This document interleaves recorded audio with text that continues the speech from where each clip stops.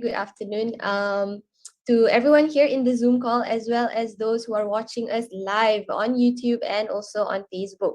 Welcome to the final presentation day of the Financial Innovation Challenge 2021, brought to you specifically by FWD Takaful in partnership with Arus Academy.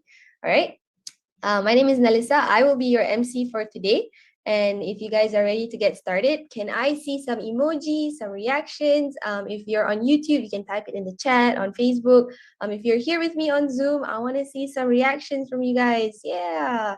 All right. I see some of you are very, very excited. Some of you are very nervous. I can't believe we're already at the finale. Can you believe it? All right. So, for the sake of our viewers out there, I will take some time to share with you all the journey of our 54 participants who have been with us throughout the 5 weeks. All right, so the Financial Innovation Competition is a camp and a competition that gets 54 bright and ambitious high school students a chance to become financial planners for their friends to figure out the best plan for their client to meet their goals. All right, it has been 5 weeks since the competition started. And we've got some like very stressful and intense moments throughout all the live sessions that we had. All right, so for today, we will be announcing the top 7 finalists who will be moving forward to the final round of the competition. All right. And then our top 7 will then move forward as we replay their videos for all of us to watch together, followed by a Q&A session with our esteemed panel of judges, who I will be introducing very, very shortly. All right, so throughout this competition, as you can see, the participants have attended live sessions every Saturday, as well as complete some assignments in between. So with the help of their facilitators, we did a bunch of interactive activities. We got them to like annotate on Zoom, on the slides. As you can see here, we got them to like make choices as we went through the live sessions with them. We also took many, many screenshots of the participants in their breakout rooms as they were playing games. Some of them looked like really stressed out, and they put in a lot of effort into all the work throughout the 5 weeks with us. Also, our participants did not forget to have fun as well. On top of all the stress, we're glad we got to have fun with all of you. We played games. We had to, really get to know ourselves. We asked them like interrogative questions and grueling questions to figure out what kind of person you are, because that will help you in strategizing on ways to manage your money. All right. A bit of behind the scenes as well, on top of the live sessions, as that ended, every week our participants were also discussing on Discord. As you can see, every week they were checking their ranks, and every day was a day to gain more and more experience points.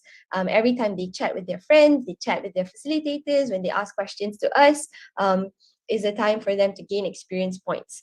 We also awarded them with coins for completing their weekly submission. So you can see here who are among the richest players in this competition, as we awarded them with coins. All right. And fortunately for them, some of our participants also had a chance to speak directly with our mentors from FWD Takaful, who are in the orange dollar notes, as you can see. They shared many, many insightful stories, tips and tricks. I was personally very inspired by all of the mentor sessions, and I hope the participants were as well. They got to hear from real life stories on managing their money, overcoming risks in their lives, as well as how to make their money grow. All right. And now, for our agenda for today, I will be introducing our panel of judges very shortly, followed by the long-awaited announcement of the top 7 finalists who will be going through the final round of the competition, where they will be participating in a Q&A session with the judges. All right. Now, with that, it is my honor to introduce everyone to our panel of judges. As you can see here on our Zoom call, they are the ones with the blue dollar notes. First of all, on the list is Mr. Najib. All right, he is currently giving his peace sign. So he has also been a silent observer throughout our competition. So our participants, if you have seen him, like in your breakout rooms, tiba-tiba dia muncul. So he will be our judge for today. All right, Hello, everyone. Mr. Najib is the Chief Strategy and Digital Distribution Officer of FWD Takaful Berhad. All right, next up, we have Mr. Gary Fu. He is the head of marketing for FWD Takaful. He is passionate about changing the way people see and view insurance and Takaful. All right. Thirdly, we also have Mr. Faiz Hafizi. Mr. Faiz is the Director of Pricing and Product Strategy at FWD Takaful as well. If you can just wave to our participants, that would be great. Yeah, hi, Mr. Faiz. And last but not least, we have Suraya Zainuddin. She is a writer, speaker, and digital marketer. She is also the founder of the personal finance website called Ringgit or Ringgit, if you are familiar with her work. And she is a curator of the Money Stories from Malaysians book series. She has also been our content development consultant throughout this competition, and it has been such a treat to have worked with her on developing our materials for this competition. So there we have it, 4 of our judges who will be speaking with our top 7 finalists very, very shortly. And now, up next, the moment that everyone has been waiting for, I will be announcing the top 7 finalists who I have already showed here. As you can see, the top 7 who will be participating in our finale today will be number 1 is Team Rasya, Rich Woman, Song Yutze, Sepintar, Gold Diggers, Young Boys, and Fun Bond. Alamak, I removed the suspense. I'm so sorry, guys. But I hope all of you are excited. Congratulations to our top 7. If you guys are here, you can turn on your cameras and show me your excited faces right now. However, I would also like to say you would have to prepare yourselves because very, very shortly, you will be going through the Q&A session with the judges. All right. So another time, I want to give a round of applause and also airwaves to all our top 7 for today. So great job, everybody. All right. So to the teams who did not make it, not to worry. You guys are still, you still have a chance to participate in this competition. All right. And how we're going to do this is you will be given a chance to vote for your favorite teams. Okay. So step 1, we will be sharing with you a link to an online voting form. Okay. And step 2, you will then have to input your email, name, and team name. All right.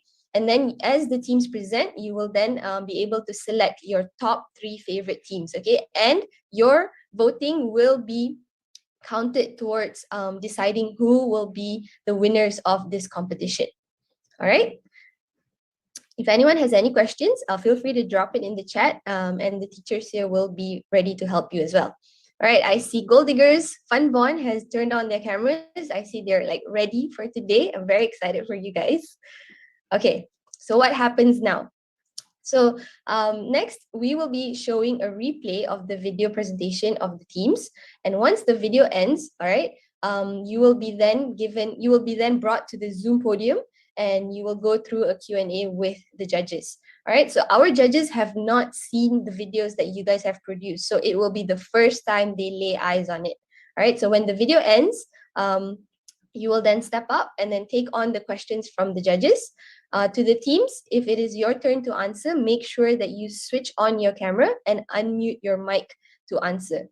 Okay, once the video ends, the timer will automatically start and you will have 10 minutes with the judges. And don't worry, so as the timer starts, I will be your visual timer. Okay, so my background will change to green. Let me just do that real quick. Okay, so my background will change to green like this, right, when your timer starts. So that means the Q&A session has started and the judges can then proceed with asking the questions and then you can proceed to answer the questions.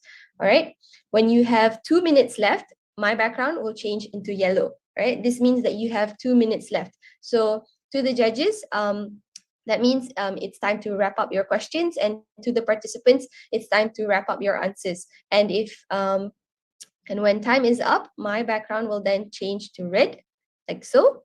All right. And this means that I will then interrupt and probably cut you off because you have exceeded the time limit. All right. Is that clear for everybody? Can I get some thumbs ups maybe? Yeah. All right, I see Rich Woman has turned on their cameras as well. All right, I see you guys. You guys are ready for today. Okay, that's very nice. Okay, let me just get this ready. All right, also do note that you can answer both in English and in Malay, so not to worry. Whichever language is most comfortable to you, feel free to use that throughout the competition. Okay, so let's decide who will be starting and who will go first. All right, because I don't know. And how we're going to do this is we're going to open up a randomizer. All right, so I'm going to open up this randomizer. I've typed in all the top 7. Okay, it's going to repeat the top 7. Yeah, so Team Rasya, if you guys are here, can turn on your cameras. Gold Diggers, I see you guys. Rich Woman, I see you guys as well. Young Boys, I see is all right. Young Boys is here. Song Yutze, Fun Bond, and Sepintar, right? Top 7, if you guys are ready, I will now be creating this random generator to decide who will be going first, right? Are you guys ready? Okay, let's find out. Ching! There we have it. All right, number 1. Okay, so Rich Woman will be going first, followed by Young Boys, Gold Diggers, Sepintar, Team Rasya, Fun Bond, and last but not least is Song Yutze. All right, I'm just gonna take a quick screenshot of this so that I don't forget. Okay. All right, there we go. Okay, so as we begin with Rich Woman, I will now be playing your video for the judges to see. And you guys, please be prepared to, if you want to share your screen, if there's anything you would like to share right after the video ends, please get ready for that. All right. I'm now going to share, play your video. Hold on, just give me a second.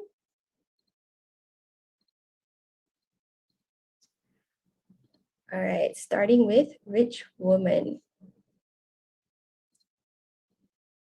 Okay, ready? Morning, I'm Heng Xin. Who is our client? A 60 years old who studied in Convent Dato Keramat. Kid all studied hard to get a scholarship for future study in University of Malaya. Hopes to become an accountant in PwC company. She is Heng Xin. Heng Xin is also the person who are good in allocate her money. She saves 50 ringgit from her pocket money every month in case of emergency and only buy the thing that she needs. The things in life that she cares about is having a balanced lifestyle to improve general health and well-being. The first goal of our client is get study in UN with full scholarship. She decided to manage her time for study through create a timetable for study periods of 6 p.m. until 10 p.m. in order to achieve her goal. Therefore, she can focus on saving to her living expenses 5,000 ringgit at the age of 18. This can help our client increase the opportunity to work in PwC company. The second goal of our client is she hopes to pay off the loan before she was 35 years old. Her investment return needs to have about 10% above annually so that she can use profit from investment to pay off the loans. Thus, she can save more money for herself. This is important because she can faster pay off the loans and improve the quality of life. For the first goal, the goal costs 5,000 ringgit. Our client is able to afford the goal she has. She receives a monthly amount of 500 ringgit and she will save 200 ringgit into her bank account.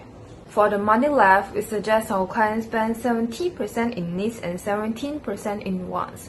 Therefore, she will have extra 13% for her savings. The second goal costs 35,000 ringgit and she's able to afford this goal also. We expect our client have 2,500 ringgit of income and we plan for her to separate 1,800 ringgit for expenses and 700 ringgit for savings. We suggest her 70% in needs can have a look in this pie chart and 30% in wants details are in the pie chart also. The top 3 potential risks that my client might face too are insufficient living expenses, higher inflation rate, and maybe an accident. Therefore, we suggest our client to choose FWD Med Secure Direct and FWD Protection Direct when she's 18 years old to protecting herself against accident and getting coverage for hospitalization costs and cover that for her and her family.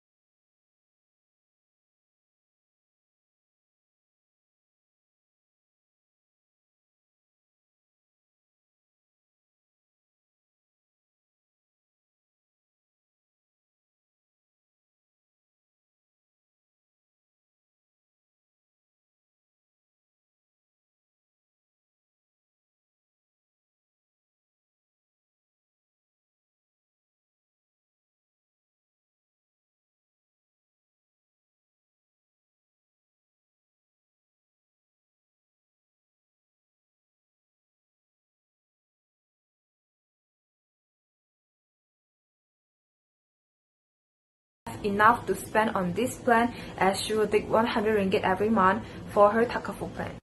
Besides, we also suggest our client to make investment to get a passive income. This will help her to reduce financial burden when she has financial problems. After considering to our client's condition, our client at the age of 20 still a college student with low side income, and she haven't had an emergency saving yet. Thus, we suggest her to make a lower risk investment in the range of 1,000 to 1,500 ringgit annually, and invest it into mutual fund, which consists of lower risk and moderate return, and hold it more than 10 years. This is suitable to our clients who are lack of investment knowledge, and this can be prepared for future education fund to get into UM. We suggest our clients to apply 6-jar system, which is to divide her money into 6 categories, such as 55% for necessities, 10% for financial freedom account, 10% for long-term savings spending, 10% for education, 10% for play, and 5% for gift. These can help our clients to have perseverance to stay on her financial plan, and also can limit her desires, reduce unnecessary expenses, but does not affect the quality of life. What will happen if our clients do not follow the plan? She was still spending without any limit, and any money left over only do savings. And this will cause her lack of the confidence to stick to her financial plan. From this competition, we have changed our mind. From picture, people usually will spend first. But after this competition, we know we should pay ourselves first, save first, only spend. Besides, we have learned to choosing a way of budgeting which is suitable for different conditions. Thus, we have learned the importance of investment. Before we going to invest our money, we need to make a protection plan first, which is an emergency fund and buy insurance to protect ourselves. Lack of the knowledge of financial management as well as the market value, which cause us facing many difficulties when doing this assignment. After this competition, we have learned to use an app to track our monthly expenses, and every month end we'll review all the spending we made. We're able to know where we can try to reduce the unnecessary expenses.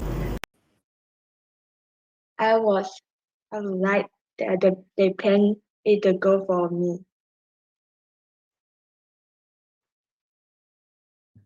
Thank you. So you're the client like Henshin. So you are confident now that you will be a very successful accountant in PwC and don't have to pay for your car at the age of 35, correct? Actually, I want to try it. I try to hard working for learning, and then also that's my ambition. So I will just go straight it. Okay. Just before I pass to other judges, I don't want to take the spotlight too much. Okay, so one of the things that I saw in front, you wanted to go to University Malaya, right?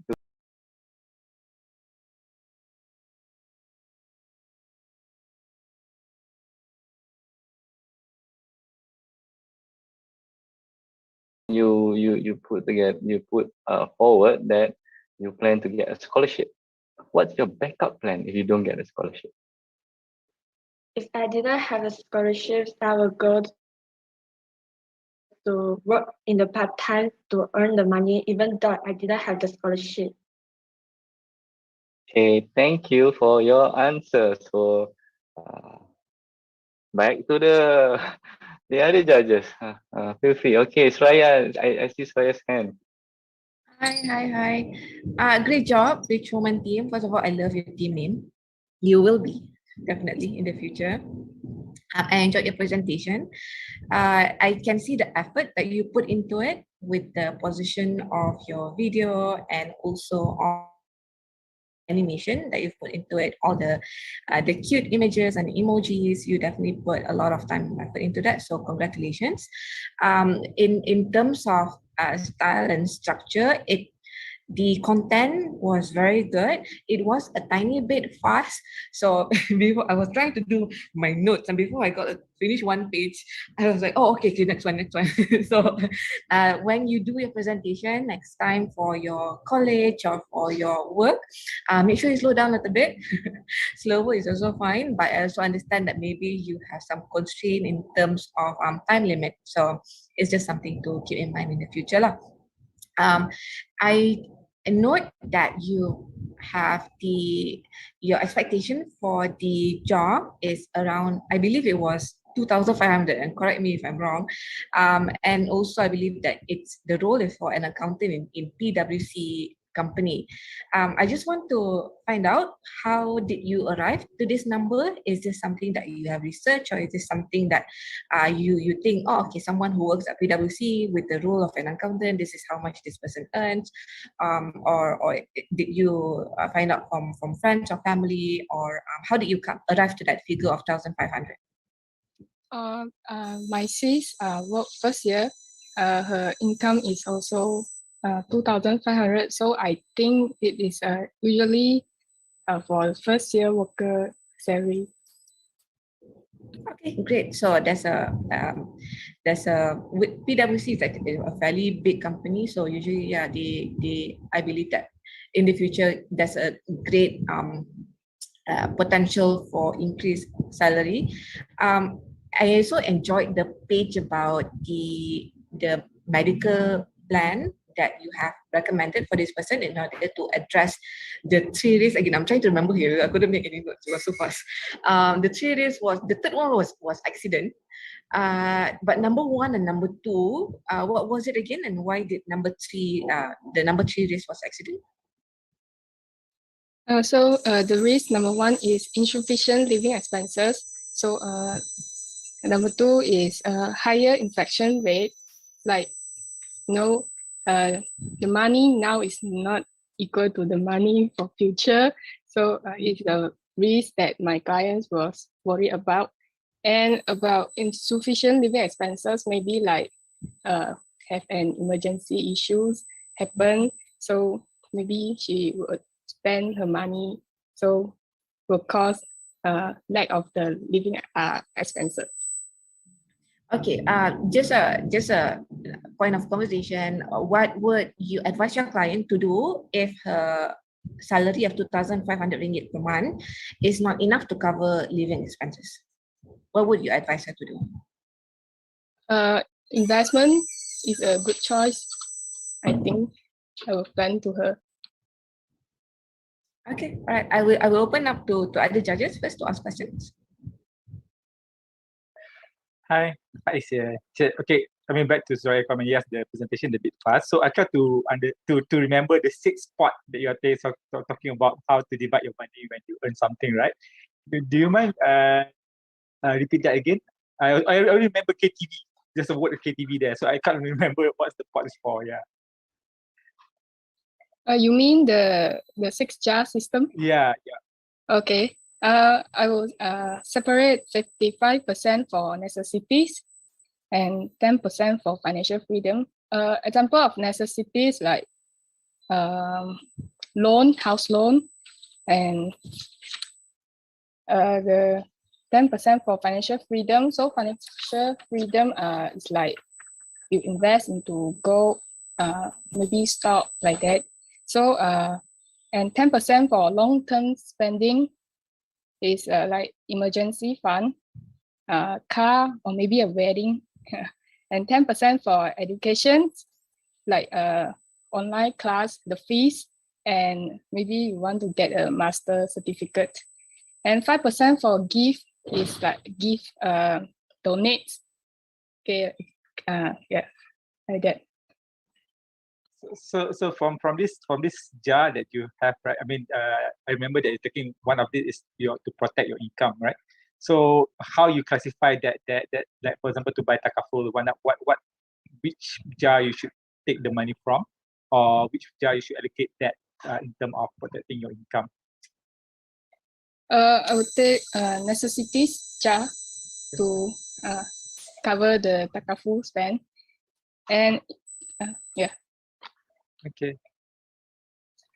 So basically, based on this projection, your client by age 55, she will be able to buy a car and already finish off the car that she intend to buy lah, the 55,000 car, right? That's the plan. Yep. Okay. Good.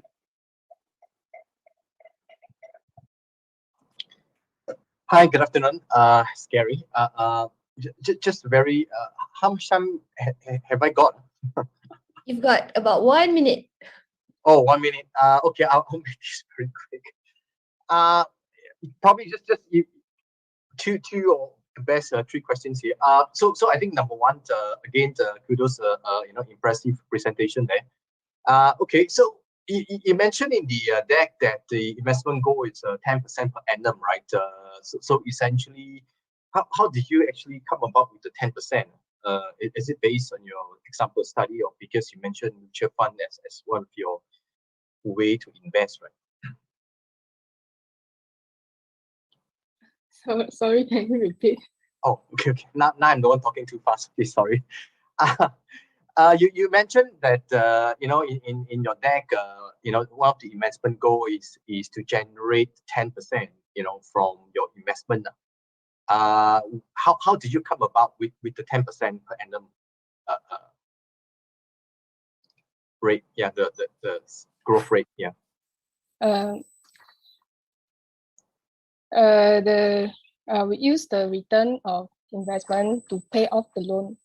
Use the 10%. So if she want to pay off the loan, so her investment return need to have 10% annually from her invest amount. So she able to pay off the loan. Okay, understand. Of course, just of course take note that with any kind of investment like unit trust, high risk, high gain, high gain, high risk now. So just take note of that you need to advise your client. The other one is that you did mention the three risk as to the question asked by Faiz. So my question here is that what will happen to your client if she's hospitalized due to critical illness? Say example for she has to be admitted for kind of long-term hospitalization and she's not able to work. So what happens then? So Rich Woman, I'll give you one chance to answer that, and then I'll have to cut you off there, right? Okay. So we suggest our clients to put into EPF. So for her, if unfortunately if she cannot work, so she got money for her, for her life. Okay, sure. Okay, thanks. All right. Thank you so much, Rich Woman, and also to the judges for your questions. I'm going to give the judges about 30 seconds to fill in their scoring sheet. And while we wait, I will then prepare the next team, which is young boys. Okay, so to young boys, do get ready with your cameras on to go through the Q&A when your video ends. All right. Thank you, Rich Woman.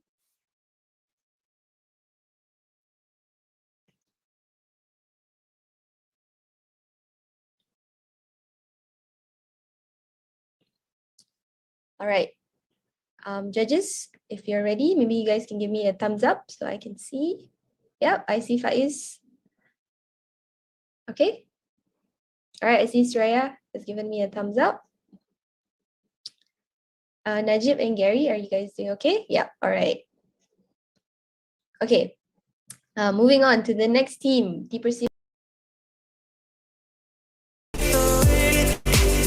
Assalamualaikum warahmatullahi wabarakatuh dan salam sejahtera. Hai, kami dari kumpulan Young Boys. Nama saya Muhammad Sulaiman. Nama saya Muhammad Waiz. Dan nama saya Haman Soyuzer. Kami akan menerangkan hari ini tentang klien kami. Who is our client? Klien kami bernama Muhammad Waiz, seorang pelajar yang berumur 16 tahun dan belajar prinsip perakaunan di SMK Kampung Kastam. Waiz ingin menjadi seorang yang berjaya, selain itu dia ingin membahagiakan orang tua serta menjadi orang yang berguna untuk masyarakat. What are our clients' goals? Matlamat klien kami yang pertama adalah membeli laptop yang berharga RM500 dalam umur 17 tahun. Tujuannya adalah untuk tugasan luar sekolah dan juga untuk pembelajaran seterusnya.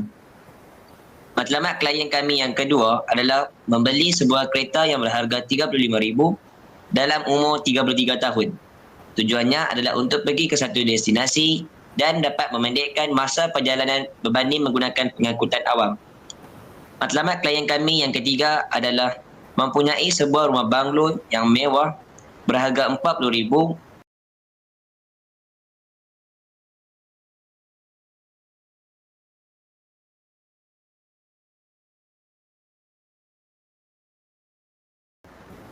Tujuannya adalah untuk memastikan isteri dan anak-anak beliau mempunyai tempat tinggal yang selesa untuk tinggal.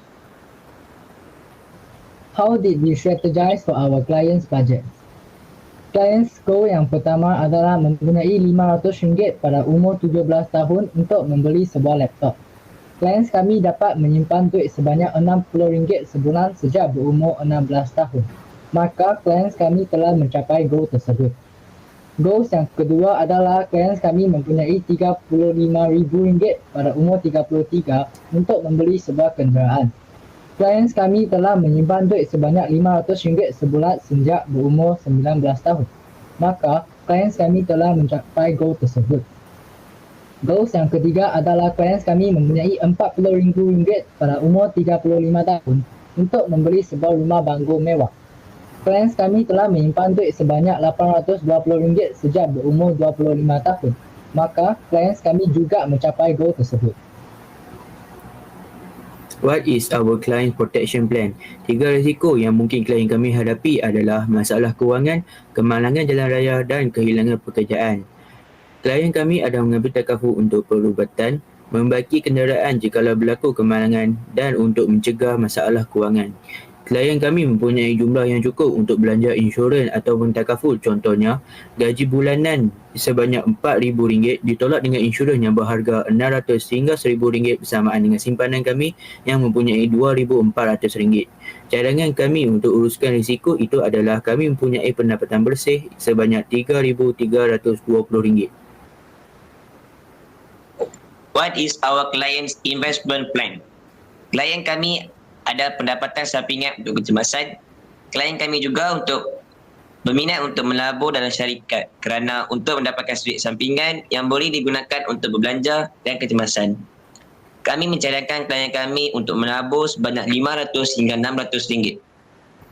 Klien kami akan membuat pelaburan di syarikat lain atau membuat simpanan jika syarikat sebelum ini memulangkan duit pelaburan. What is our innovative strategy for our clients?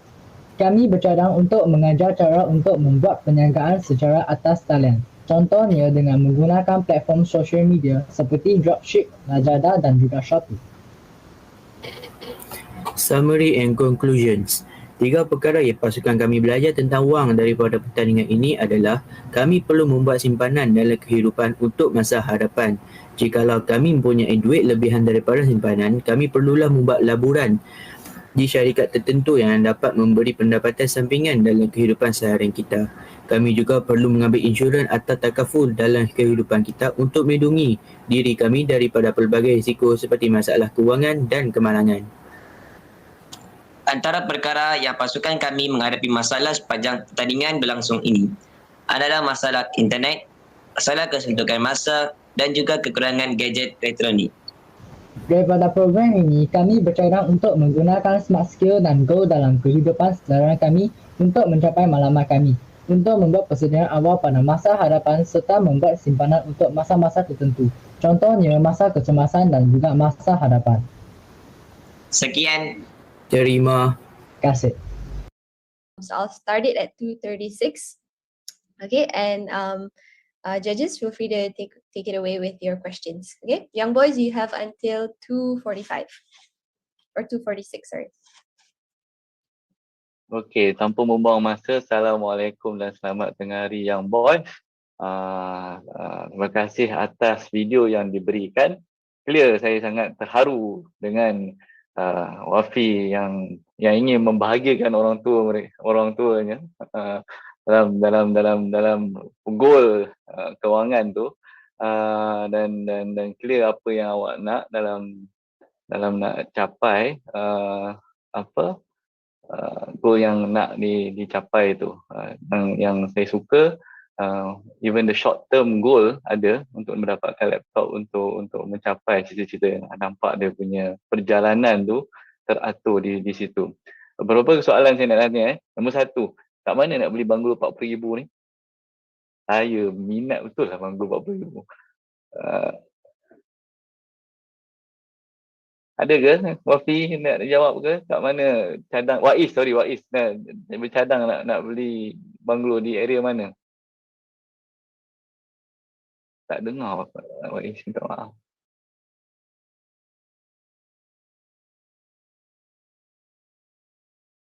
Boleh ke? Alamak Wais, kami tak dapat nak dengar lah audio kamu. Mungkin Sulaiman boleh bantu untuk jawab dulu. Saya rasa klien kami lagi kena beli abang ini dalam di tempat tapi beli.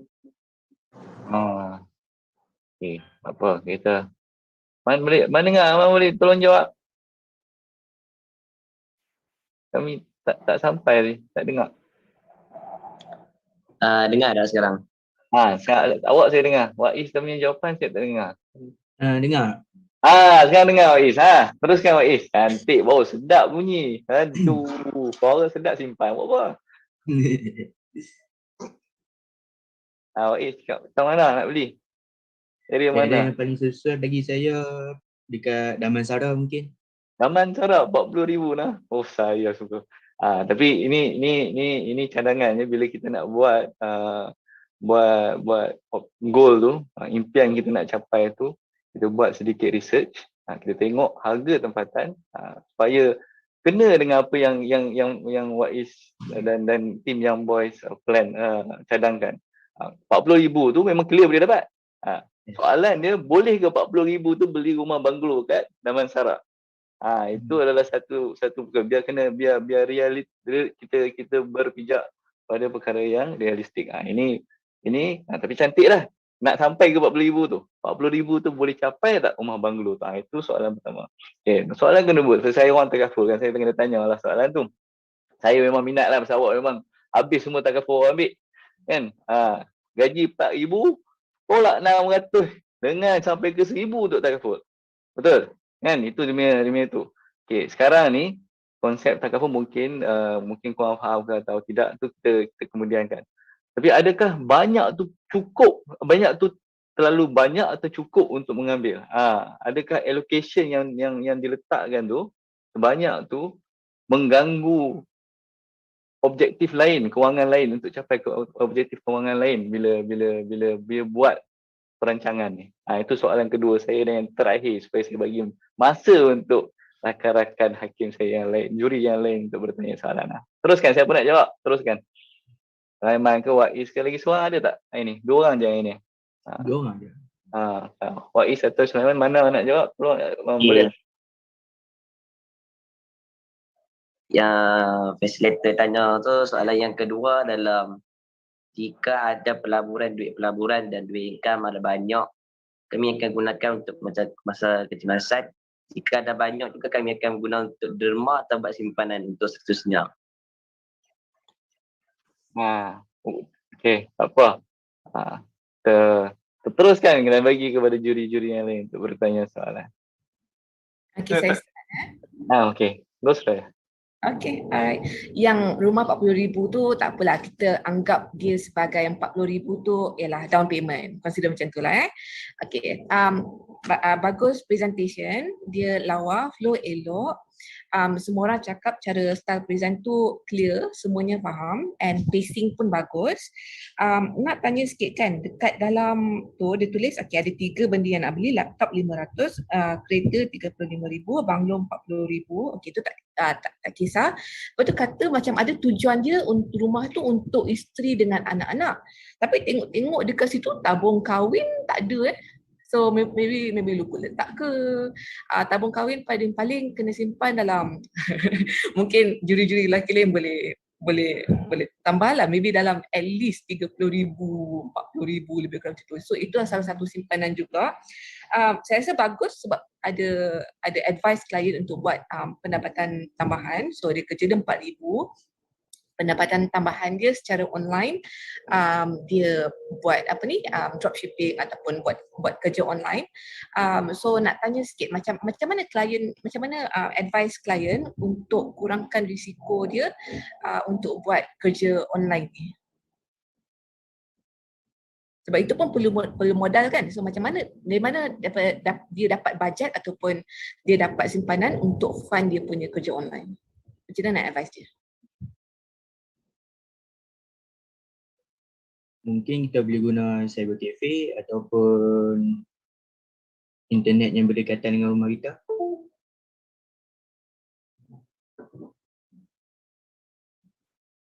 Okey, itu saja. Okay, kalau siapa nak jawab, boleh jawab. Kalau tak, juri lain pun boleh jawab. Muhammad.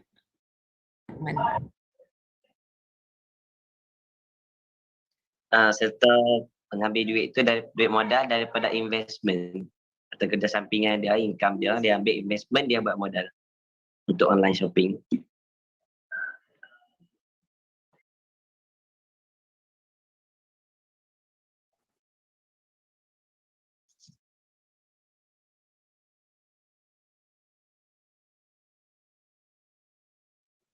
Kira saya tanya soalan terusnya. Okay, untuk yang simpanan tu kan saya nampak macam for laptop tu 500, so 17 sampai 18 dah satu simpanan lah. Lepas tu umur 19 ke 30 berapa tu untuk kereta pula. Then after umur tu 20 something, 25 tu untuk rumah kan. So benda tu tak bertindih lah. Semua tu is progressing secara ni lah. Dalam apa tu advice tu, jumlah simpanan tu kan, ada consider pulangan tak? Maksudnya kita simpan tu dengan pulangan ke simpan je tanpa pulangan? Maksudnya amount yang kita dapat kat the end tu just apa tu simpan dekat bank, tak ada sebarang investment return lah. Maksudnya dia just simpanan tu memang pure simpanan macam simpan bawah bantal je lah maksudnya. Tak adalah invest dekat mutual trust ke apa-apa ke. Tak, kenapa tak advise klien macam tu, ataupun memang tu dah termasuk sekali dalam pinjaman tu, simpanan punya advice kepada klien.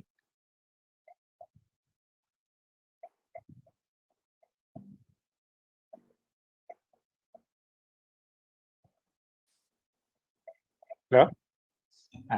Okey, kami sebenarnya tak nak ambil risiko sebab kami takut nanti kalau risiko pelaburan kami tu jatuh, kami mungkin akan rugi kat situ. Jadi kami lebih syorkan untuk buat simpanan bawah bantal sahaja setakat ni. Okey. Faham.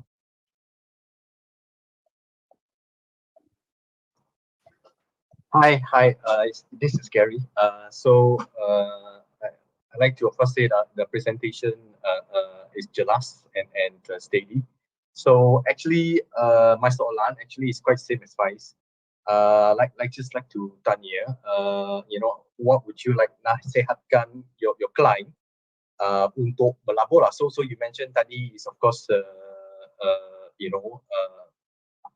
so yeah.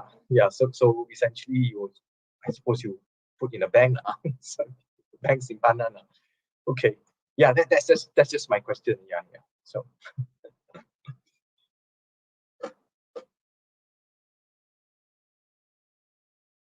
yeah, nothing from me. Yeah. Saya ada ni lagi satu soalan ni, ada lagi warna kuning ni dah. Boleh sempat kita tanya tak? Jadi tadi ada cakap nak masuk dalam syarikat. Syarikat apa nak pergi melabur kat syarikat mana tu? Ada tadi dalam nasihat tu. Nak melabur dalam syarikat kan? Ada tak? Man, Waiz, syarikat apa dan mengapa buat bagi nasihat tu? Kenapa pilih untuk bagi nasihat masuk dekat syarikat dan syarikat apa? Okey, kalau saya lebih suka melabur di syarikat tabung haji. Syarikat lagu tu lah yang nak masuknya. Okey. So nak melabur kat tabung haji. Kenapa masuk kat tabung haji, Waiz? Cuba cerita sikit. Sebab bagi orang Islam, walaupun tabung haji ni kos bayaran dia tinggi, tapi dia tak ada unsur riba bagi orang Islam lah. Okay, so Waiz take that mengambil consideration perkara tu dalam keputusan kewangan Waiz lah dan Man dalam kumpulan yang buat. Terima kasih, itu satu jawapan yang bagus. Okey, sama-sama. Okey, terima kasih Young Boys dan panel hakim kita untuk soalan-soalan tu. Sekarang saya akan berikan masa kepada panel hakim untuk memberikan markah. Saya minta maaf tadi mungkin saya tak cukup bagi masa untuk round yang pertama tadi. Jadi saya akan beri masa dalam 1 minit kepada semua panel hakim. Kamu boleh isikan borang tersebut Dan pastikan kamu klik submit, okay? —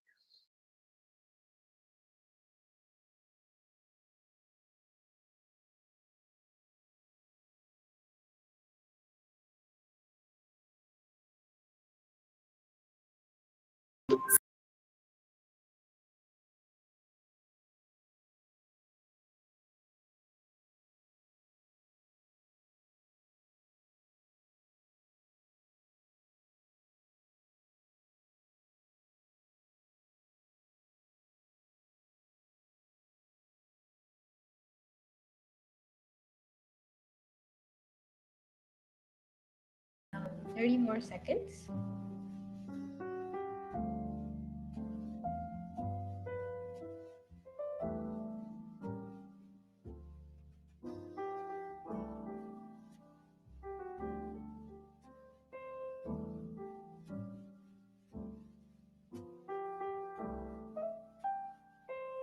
Yasmin, Wilma, are you guys feeling good?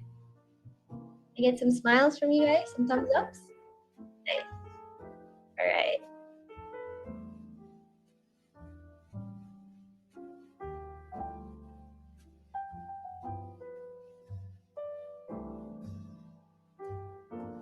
About 10 more seconds.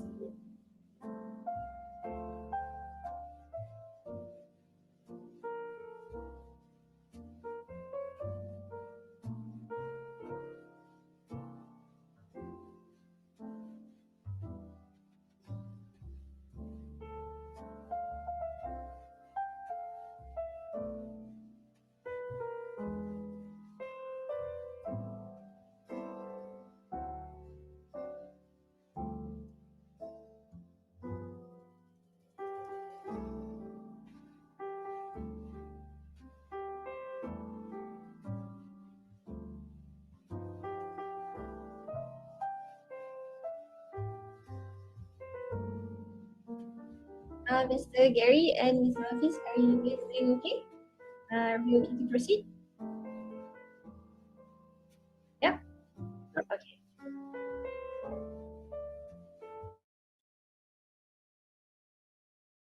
My name is Wilma. My name is Yasmin, and we are from Team Gold Diggers. Our client is Yasmin Shamimi binti Eddie. She is 15 years old and studying in SMK Bandar Mas. Her hobbies are reading novels and cleaning. She is easy to talk to and a very cooperative person. My client practices Islam and really cares about impressions on other people. One of our clients' goal is to get the best result in important examinations. This goal is important to her because it will help her getting a scholarship and her job hunting. Second, she wants to be a dermatologist. Yasmin is very passionate about skincare, as we all know, and interested in skin problems on other people. Third, Yasmin wants to earn a big salary as she can live a comfortable life with it. There are 3 things Yasmin is worried about, that is being involved in accidents, getting sick, and being admitted to the ICU due to sudden illnesses. One plan she took is FWD Flexi Cover because she will get the insurance when another plan she took is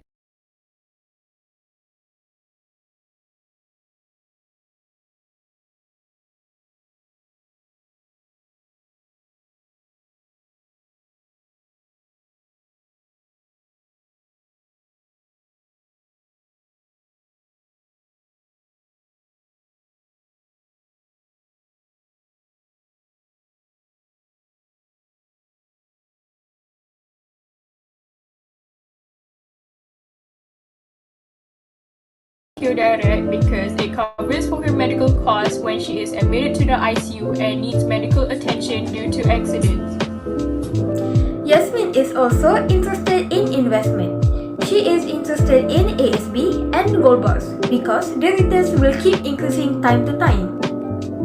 I'm suggesting my client to invest moderately, that is 2,000 ringgit yearly when she is 22 years old in ASB, and 3,000 ringgit yearly when she is 27 years old in gold bars.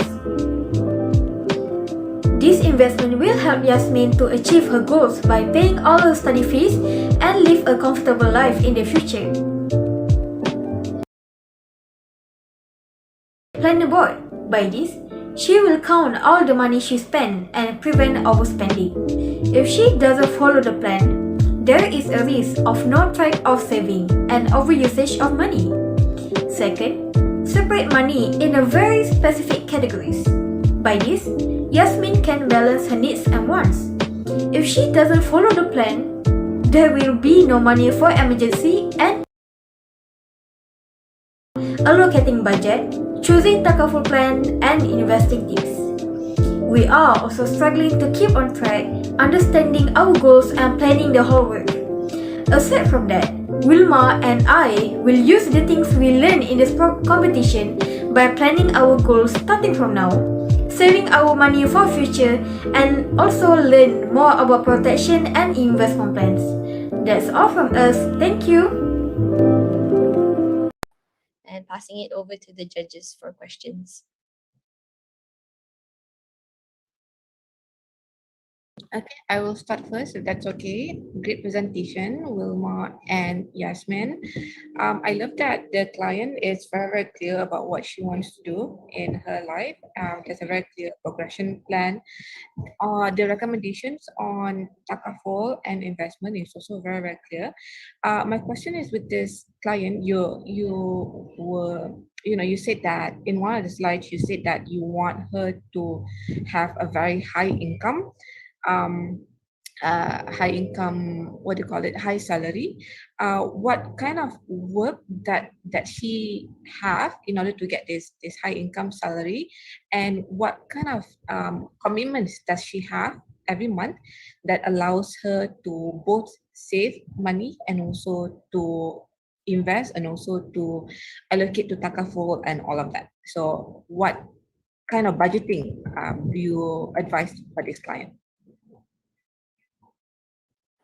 So my client, the way she gets her money, the salary is because she wants to be a dermatologist. So she gets her money from there. And there's also in the slide, she wants to be a vlogger, so maybe money from there as well, huh? And what's the next question after that? The way she budgets? Yes. How does she allocate her budgeting to differentiate needs and wants? She doesn't seem to have any goals related. She doesn't appear to have the desire to have a car or a house. So it seems that she invests quite a lot. So I'm wondering what kind of are there any expenses that she might have to be aware of so that she doesn't her budgeting is clear? So she does want a house. I don't think it was in the video. She's saving some of her salary for the house, and also she wants to buy a car. So two things. All right, thank you. Go ahead, other judges. Thank you, Suraya, for pointing up. I think again I echo Suraya, and I guess the client wants to be like Suraya to start blogging, so you might wanna ask her for tips when you do that. So I wanted first, and again, a very good presentation. Thank you for the background music. It made me chill when I was listening to it. So you made an investment choice of ASB. Mind sharing with us why did you make that investment choice as your investment strategy while you're earning a lot and whatnot, right? Go ahead and share with us why ASB. Can I speak in Bahasa? Of course, no problem. You can speak Bahasa English. Other than that, I cannot understand. Alright. Okay, jadi saya pilih ASB sebab ASB ni dia bukan investment saja, dia adalah account untuk simpan duit. Okay, jadi dengan account yang simpan duit tu, saya bolehlah simpan duit saya untuk saya keluarkan beli groceries, beli barang-barang saya. Tapi dalam masa yang sama, saya juga dapat return, iaitu saya juga dapat return daripada invest dekat ASB tu. Jadi sebab itulah saya pilih ASB sebagai investment. Okay. Okay, kalau antara ASB dengan yang lain-lain kat luar tu, kenapa pilih ASB? Itu yang mungkin itu salah satu, mungkin saya olah soalan tu lebih sikit pada macam tu. Kenapa tak masuk unit trust ke atau apa-apa instrumen yang lain ada di luar sana? Ada tak sebab? Kalau tak ada tak apa, jangan risau. Oh, saya pilih ASB sebab saya lebih terdedah dengan ASB lah. Saya start daripada umur 14 tahun saya dah dengar-dengar juga dekat bank. Kalau pergi bank, saya dengar ada ASB. Lepas tu saya juga dengar dia ada return lah. Ada return. Jadi sebab itulah saya pilih ASB sebab saya lebih biasa dengan ASB sekarang. Okey, jawapan yang bagus. Teruskan kepada juri-juri yang lain yang bersama kita pada tengah hari ini.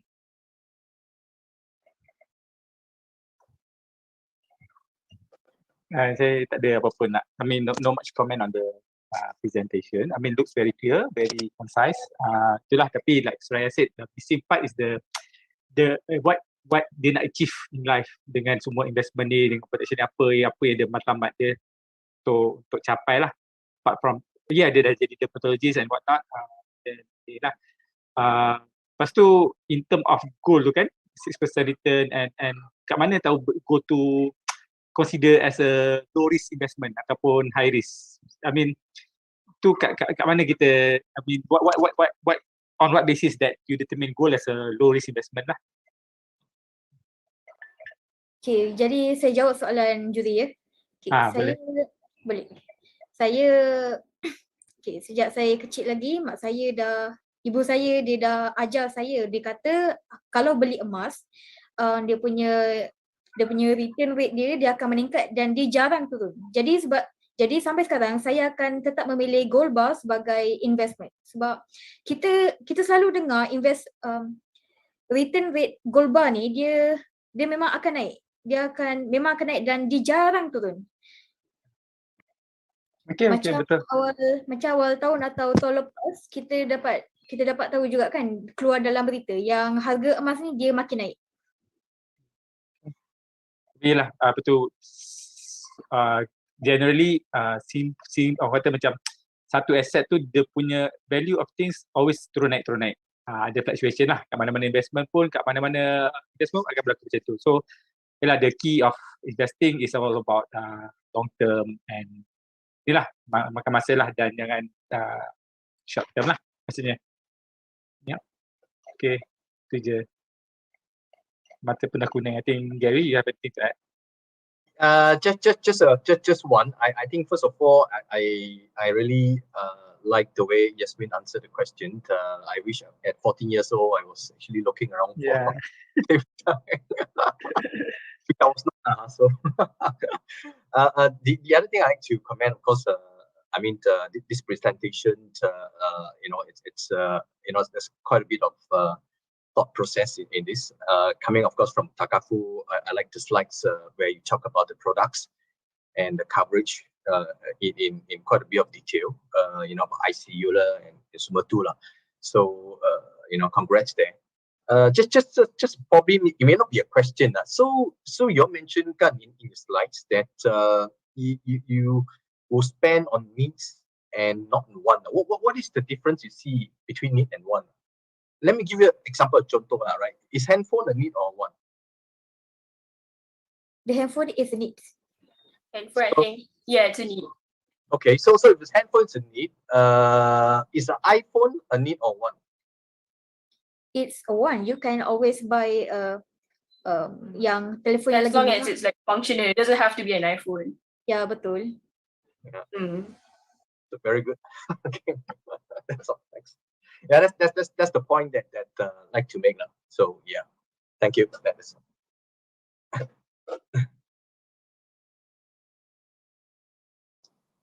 Puni boleh tanya soalan lagi? Boleh tanya. Saya beri peluang untuk satu soalan lagi. Satu soalan lagi. Susah nak tanya soalan bila disuruh saya soalan. Kalau tak ada tak apa. Kalau juri dah tak ada soalan, saya akan beri peluang untuk juri memberi markah. Boleh juga. Saya tak jumpa pula soalan. Okay, tak apa. Terima kasih Gold Diggers. Thank you so much for your answers and for participating. Sempat lagi tak? Sorry? Kalau tak sempat tak apa. Kalau tak sempat tanya soalan tak apa. Apa? I will allow it. I can allow one more question. Okay, saja-saja je tanya. Nak tanya pada Wilma, pada Yasmin. Tadi cakap emas dia, Mak cakap confirm akan naik kan? Apa jadi kalau dia turun? No right or wrong answer, just nak tahu je. Kalau nilai emas tu turun, jadi dia akan merugikan kita lah, tapi tak berapa rugi sebab kalau kita buat gadai pun dia masih akan ada nilai. Jadi kita boleh buat itu sebagai satu investment. Thank you untuk answer. Boleh next team pula. Alright. Thank you again, Gold Diggers, and to the judges. I will now allow about 2 minutes for the judges to give their scores to Gold Diggers. And while we wait, I will then play some music so everyone can just relax for a bit.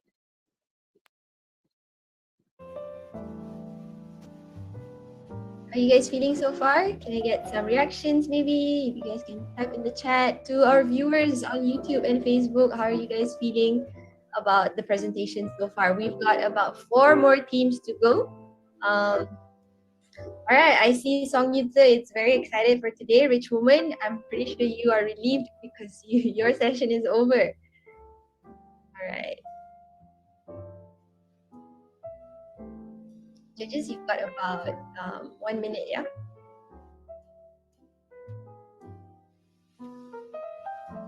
The next team, Sepintar, do ready yourself, as I will be playing your video shortly, okay? You can get your cameras ready.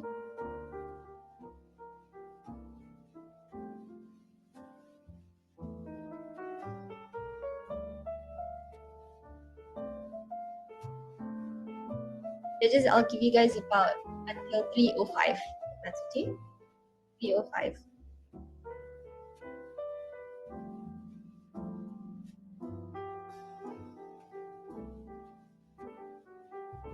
Yeah, to the rest of the participants, I hope you guys are taking note of your favorite presentations for today.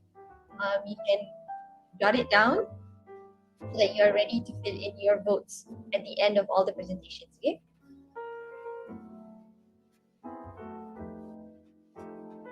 Yeah, I see Team Sepintar has their cameras on. I see Aisha. Who else is here?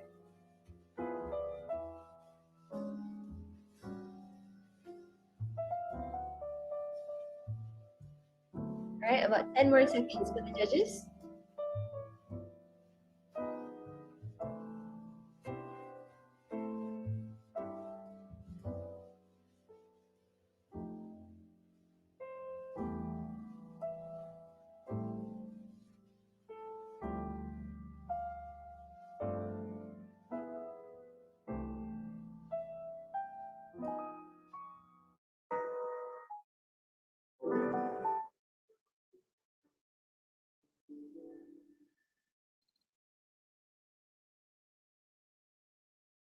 Selamat datang ke pembentangan akhir Pertandingan Inovasi Kewangan yang akan dibawakan khas oleh kumpulan Sepintar. Jadi, siapakah klien kami? Berasal dari sebuah keluarga pertengahan, beliau sedang meneruskan pelajarannya di SPPI Rawang. Beliau suka mengisi masa lapangnya dengan perkara yang berfaedah seperti bersenam dan beliau mempunyai pelbagai personaliti yang menarik, antaranya ialah yakin dalam melakukan sesuatu perkara. Terdapat nilai terpuji dalam diri beliau iaitu beliau amat mementingkan pembelajaran dan sentiasa meletakkan usaha yang tinggi dalam melakukan sesuatu pekerjaan. Beliau amat mementingkan orang yang tersayang, matlamat beliau serta sentiasa ingin melakukan yang terbaik dalam kehidupan. Orang yang saya maksudkan tidak lain dan tidak bukan klien kami iaitu Cik Syifa Fauziah. Setelah mengenali serba sedikit tentang klien kami, jadi apakah matlamat klien kami? Berikut adalah 3 matlamat utama yang ingin dicapai oleh klien. Wang tersebut akan digunakan untuk yuran kelas tambahan bagi memantapkan pelajarannya. Seterusnya, matlamat klien kedua penting buat klien untuk menjana wang simpanan yang bakal klien gunakan pada masa hadapan. Dan matlamat yang terakhir penting kerana klien ingin memastikan dirinya mampu untuk menanggung komitmen bulanan rumah. Jadi, untuk slide seterusnya, bagaimana kami menyusun strategi untuk bajet klien kami. Jika diteliti bajet yang telah kami cadangkan, klien kami mampu untuk mencapai kesemua matlamatnya. Untuk matlamat yang pertama, nilainya adalah sebanyak RM3,000.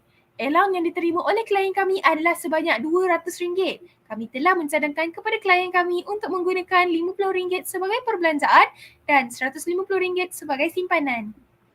Seterusnya, matlamat yang kedua, kos yang diperlukan adalah sebanyak RM20,000. Allowance yang diterima oleh klien kami adalah RM1,500. Kami telah mencadangkan kepada klien kami untuk menggunakan RM600 sebagai perbelanjaan dan RM900 lagi sebagai simpanan. Dan akhir sekali, kos yang diperlukan untuk matlamat yang ketiga adalah sebanyak RM30,000. Dicangka pendapatan bersih klien kami adalah sebanyak RM3,510 pada waktu tersebut. Cadangan kami kepada klien kami adalah RM2,500 dibelanjakan, manakala RM1,010 lagi disimpan. Apakah pelan perlindungan klien kami? Sebelum itu, mari kita lihat terlebih dahulu apakah 3 risiko yang boleh berlaku kepada klien, iaitu mendapat penyakit kronik, kemalangan dan kematian. Seterusnya, kami memilih 2 pelan perlindungan iaitu takaful flexi cover yang akan digunakan apabila klien menghadapi penyakit kritikal dan kematian, serta takaful make-sure yang digunakan apabila klien dimasukkan ke ICU atau memerlukan rawatan kerana kemalangan. Klien mempunyai perbelanjaan yang cukup untuk pelan takaful bulanan. Kami tidak menyediakan pelan bulanan, tetapi kami telah merangka pelan tahunan untuk klien kami. Lain daripada mengambil insurans, kami juga mempunyai cadangan lain kepada klien untuk menguruskan risiko yang bakal berlaku. Bermula dengan risiko yang pertama, klien boleh membuat kad perubatan. Risiko kedua, klien boleh mengambil caruman skim perkeso. Dan risiko ketiga, klien boleh menulis surat wasiat, buat dokumen hibah dan lantik pemegang amanah. Beralih kepada paparan seterusnya, apakah pelan pelaburan klien kami? Klien kami mempunyai duit kecemasan iaitu hasil daripada simpanan sebelumnya. Klien kami berminat dalam 3 pelaburan, antaranya ialah pelaburan KWSP kerana klien kami ingin bersiap sedia sebelum bersara. Selain itu, klien kami berminat dengan pelaburan kerja sampingan untuk mempunyai simpanan wang yang lebih. Akhir sekali, klien kami berminat dengan pelaburan emas kerana ingin mempunyai kehidupan yang selesa. Kami telah mencadangkan kepada klien kami untuk membuat pelaburan sebanyak RM1,548 untuk KWSP. Seterusnya, untuk kerja sampingan sebanyak RM5,040 dan untuk pelaburan risiko tinggi iaitu pelaburan emas sebanyak RM20,000. Pelaburan ini akan membantu klien kami mencapai matlamatnya kerana klien akan mendapat sejumlah wang pulangan yang banyak. Seterusnya, kami telah menyediakan pelan inovatif bagi membantu klien mematuhi rancangan kewangannya. Klien perlu memuat turun aplikasi bajet seperti Pocket Guide atau MIM. Sebabnya adalah untuk mengingatkan klien agar sentiasa mengemaskini belanjawannya dan dapat menguruskan bajet dengan lebih baik. Jika klien tidak berjaya mengikuti pelan ini, perkara tersebut akan berlaku menyebabkan bajet menjadi tidak teratur dan kucar-kacir. Sebagai ringkasan dan kesimpulan, terdapat beberapa perkara yang kami pelajari dalam pertandingan ini. Antaranya ialah tentang keperluan, matlamat kewangan, risiko, simpanan dan juga pelaburan. Dalam pada itu, walaupun pelbagai perkara yang dapat kami pelajari, terdapat cabaran yang harus kami lalui. Ilmu yang bermanfaat adalah ilmu yang diamalkan dan disebarkan kepada orang lain. Jadi, dengan pengetahuan yang kami miliki, kami akan aplikasikannya dalam kehidupan seperti berikut. Sekian daripada kami. Terima kasih.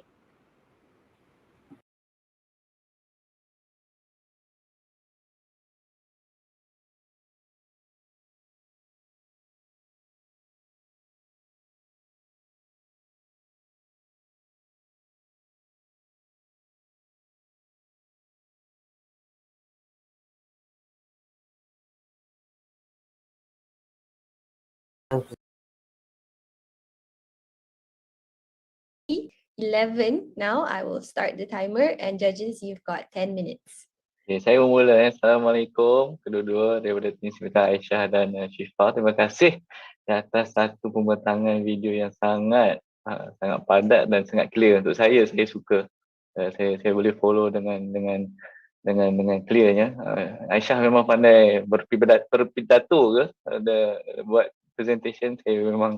Saya jealous dengan awak lah kalau saya boleh bercakap macam awak dalam macam tu. Dua-dua lah, Syifa sekali. Nampak untuk saya jelas apa yang nak dilakukan. Beberapa soalan. So Harvard adalah pilihan hati untuk ke sana kan. Nak buat jurusan apa? Dan bagaimana pelannya nak dapat ke sana? Ada tak dalam aspek kewangan tu di cover sekali? saya nak melanjutkan pelajaran ke Universiti Harvard dalam bidang undang-undang, dan cara nak mencapai ke sana mula-mula kena dapatkan straight A dalam SPM, dan lepas dapat straight A itu kita akan pergi ke interview untuk dapatkan scholarship untuk melanjutkan pelajaran ke sana. Okey. Dan ada yang kelas tu kan yang lagi satu dalam perkara tu. Okey, lagi satu dia bila buat allocation yang dia kecil sebenarnya dia ada yang RM50 untuk keperluan dan kehendak faktungannya kan. Apa dia kalau boleh jelaskan antara goal-goal yang ingin dicapai dalam keperluan dan kehendak tu, kalau boleh cerita dan macam mana adakah jumlah yang diberi itu cukup untuk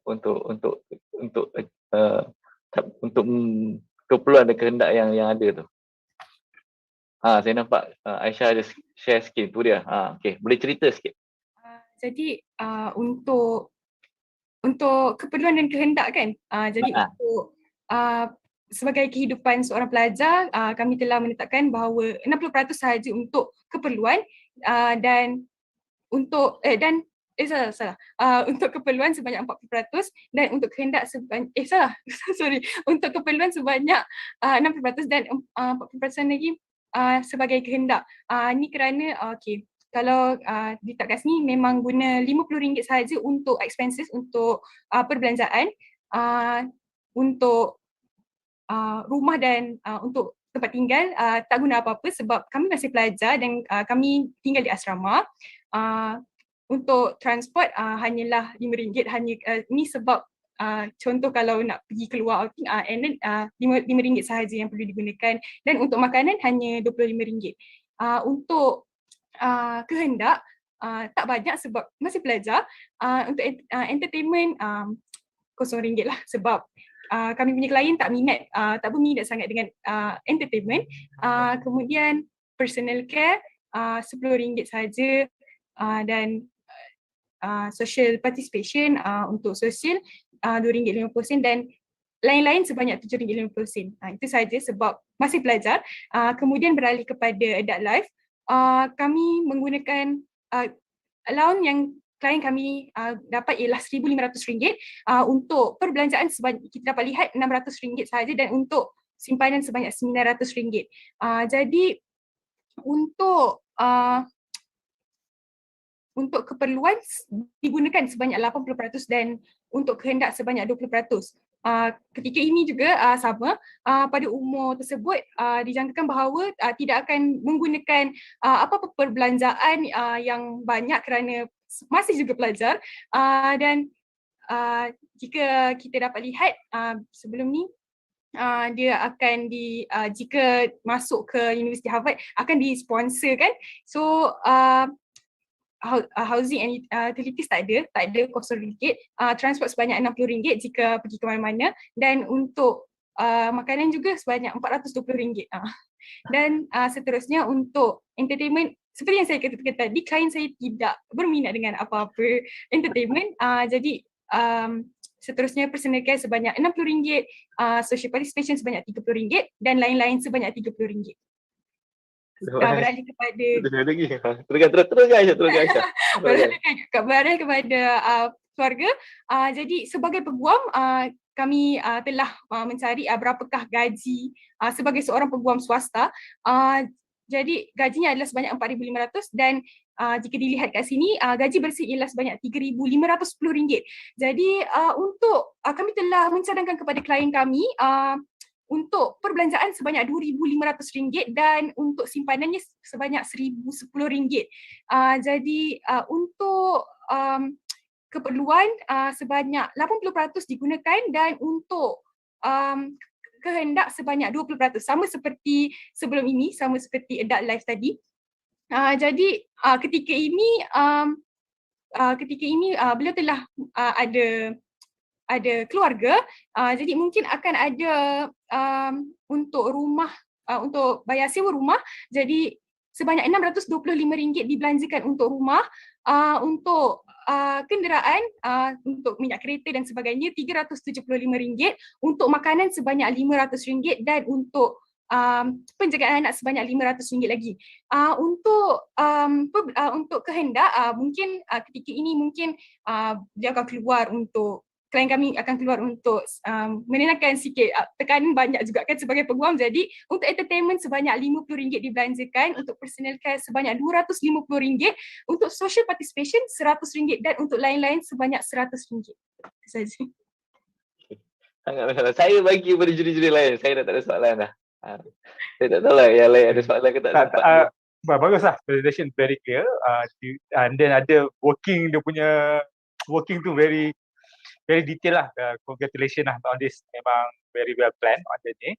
And nombor tu something yang we can adjust. I think the planning is very important. The numbers can reflect the actual reality later on lah. Orang kata kan. So nak tanya kan tadi yang tu cakap mula-mula okay plan takaful, plan investment. Lepas tu ada on top of that ada KWSP, emas dengan Side income job. Side income job kan. That one tu daripada bajet tadi tu yang mula-mula tu the modal tu dapat daripada bajet yang awal tu ke? Daripada simpanan. Daripada simpanan. Oh okey. Alright. Faham. Okay. So, tapi lah baguslah. I mean the background work is very competitive. Tahniah. Okay. Saya continue kalau boleh. Visual lawa, sangat lawa. Obviously banyak pakai masa untuk cari macam color palette, nampaklah korang pakai pastel semua tu okay, nampak. Dia punya ada satu part yang macam confused sikit lah. Dia okay nak 3,000 untuk kelas tambahan. Lepas tu itu faham, lepas 30,000 untuk ada duit sebelum ada kereta ataupun ada rumah, itu faham. Tapi nak ada 20,000 untuk kerja sampingan yang itu sebenarnya untuk simpan untuk kerja sampingan ke ataupun 20,000 tu dapat daripada kerja sampingan ke macam mana? So part tu macam confused. Untuk dapat daripada kerja sampingan. Untuk dapat daripada kerja sampingan. Okay, dia masuk dekat dalam slide yang sama. So macam part tu ingatkan untuk benda yang goal untuk saving goal. So itu sepatutnya letak dekat pada saya lah, macam maybe letak dekat slide lain kot, sebab itu bukannya savings goal, itu ialah pendapatan. So dia boleh katakan macam tujuan dia lain. Selain daripada tu rasanya macam by your admission you kata macam dia tak ada minat apa-apa. So okay, low cost bagus. Maybe lastly dia ada nampaknya macam dia ada tujuan untuk kahwin awal, nampaknya macam ada cost baby umur 25 dah ada semua tu. Maksudnya salah satu saving goal dia kena ada tabung kahwin itu maybe nanti dia boleh advise klien untuk adjust pada masa depan. But aside from that, actually I think you punya numbers semuanya nampak clear. Tak boleh nak check satu-satu sekarang, tapi I think it's a good presentation. Go on to the next judge. Hi, I agree with other judges. I think Shifa and Aisha, very good presenters. So okay. I think from me cuma ni. So you berapa banyak yang akan anda nasihat untuk duit kecemasan? Ya.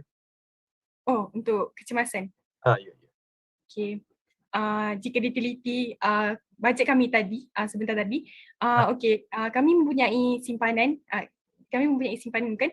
Okey, jika dikira setelah dikira-kira sebanyak selepas simpanan untuk pelajar, untuk kehidupan pelajar, kami mendapat RM10,000 untuk simpanan tersebut. Dan kemudian untuk adult life, untuk dah dewasa, dalam lebih kurang bayangkan sebulan RM900 dan dikali dalam setahun akan mendapat dalam lebih kurang macam mana ya nak cakap? No, it's okay. Salah. Salah.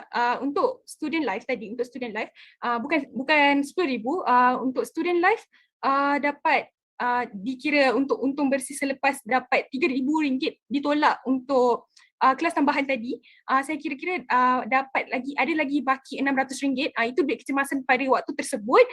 Kemudian pada waktu adult life, seperti yang saya katakan tadi, kami mempunyai simpanan sebanyak RM10,000 dan itu akan dijadikan sebagai duit kecemasan. Dan seterusnya untuk family life, kami ada RM1,010 setiap bulan. Jadi dalam setahun mungkin memang akan dapat dalam 12,000, lebih kurang begitu.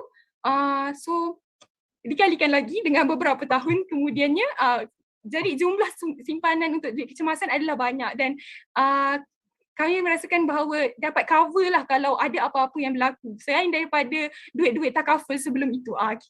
Itu saja. Faham. Just one more question. Okay, just from your presentation kan, the sumber pendapatan currently it's only from working kan, from bekerja, right? So tak ada apa-apa plan untuk investment atau pelaburan? Ada juga pelaburan. Ada pelaburan sebanyak 3 pelaburan. Antaranya ialah pelaburan risiko rendah. Pelaburan risiko rendah iaitu KWSP untuk side income job dan juga last sekali untuk emas. Untuk pelaburan emas. Itu risiko tinggi. Okay. It's just cuma KWSP kan dia untuk retirement. So so kami dah kira-kira. But for a master, okay, understand. Thank you. All right, thank you to our judges and thank you to Sepintar. Very good presentation from you guys. I will allow about 3 minutes for the judges before we go into a break. All right, so just to share with you guys again the presentation sequence. All right, so we've got about 3 more teams to go. Next up is Team Rasya, Funbon, and finally from Song Yutse. All right. So while we wait, I will play some music. If anyone has any questions.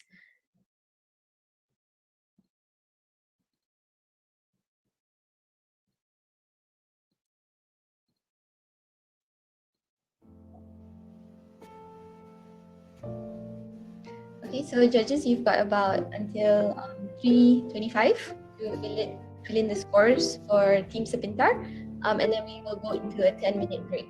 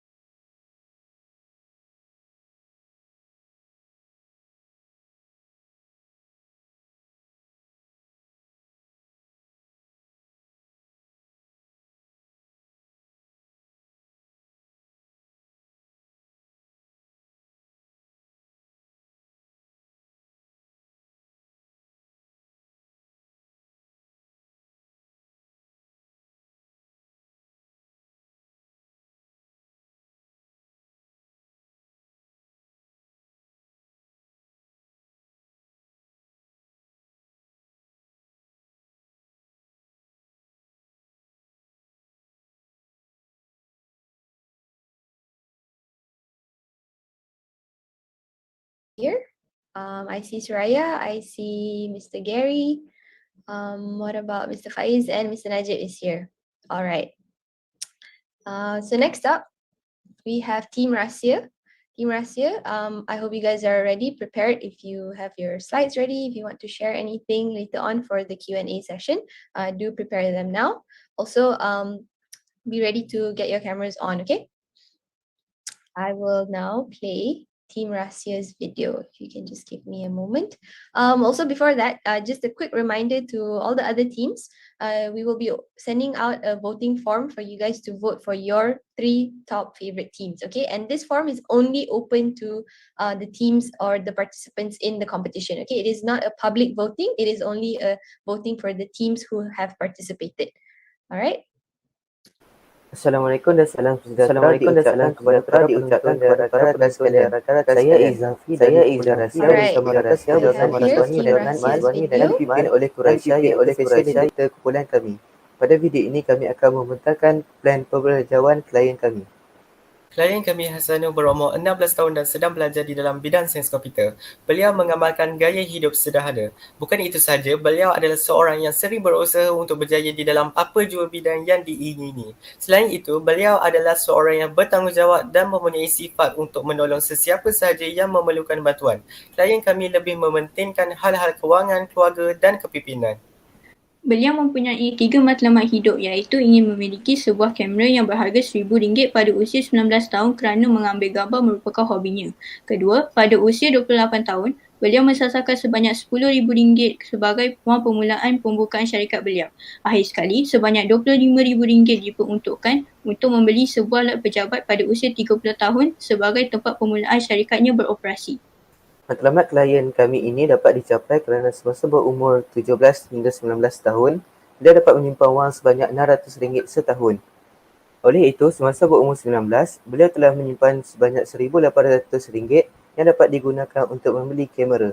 Semasa berumur 28, beliau juga dapat mengumpul wang sebanyak RM105,000 daripada gaji pekerjaan selama 5 tahun di sebuah syarikat yang membolehkan target ini dicapai.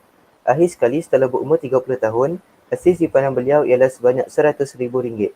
Disebabkan itu, kesemua matlamat klien ini boleh dicapai. Klien kami berkemungkinan akan menghadapi beberapa risiko untuk mencapai matlamat beliau seperti risiko kesihatan, bencana alam dan kebakaran. Oleh itu, klien kami telah memilih beberapa plan terkaful. Yang pertama, flexi cover. Beliau akan mengambil plan ini pada umur 19 tahun selama 10 tahun yang berharga RM480 setahun. Plan ini dipilih kerana klien dapat mengurangkan kos perubatan apabila berlakunya masalah kesihatan. Selain itu, klien juga memilih Protect Direct. Beliau mengambil plan ini pada umur 28 tahun selama 10 tahun berjumlah RM1,184. Plan ini dipilih untuk mengurangkan kos baik pulih jika berlaku bencana alam dan kebakaran bangunan syarikat. Berdasarkan carta ini, klien dapat mengambil plan pertama pada umur 19 dan plan kedua pada umur 28. Bagi mengurangkan risiko, klien diberi cadangan supaya lebih berhati-hati semasa melakukan sesuatu aktiviti, tidak membeli sebarang bangunan di kawasan berisiko tinggi dan memasang pemencik air sebagai persediaan berlakunya kebakaran. Memandangkan klien mempunyai wang simpanan yang banyak, klien menggunakan beberapa jumlah untuk dilaburkan tanpa menggunakan wang simpanan kecemasan. Klien minat akan pasaran saham kerana ibu saudaranya mahir akan pelaburan tersebut. Dengan ini, dia akan melabur RM2,664 daripada simpanan tahunannya untuk melabur kepada pasaran saham dari umur 19 sehingga 24 agar dapat pendapatan lebihan bagi persediaan pembukaan syarikat. Pada umur 35 pula, beliau akan melakukan pelaburan hartanah kerana ia memudahkan klien membuat pasaran. Beliau akan melabur sebanyak RM54,600 kepada hartanah agar mendapat lebih pendapatan yang dapat diletakkan ke dalam KWSP.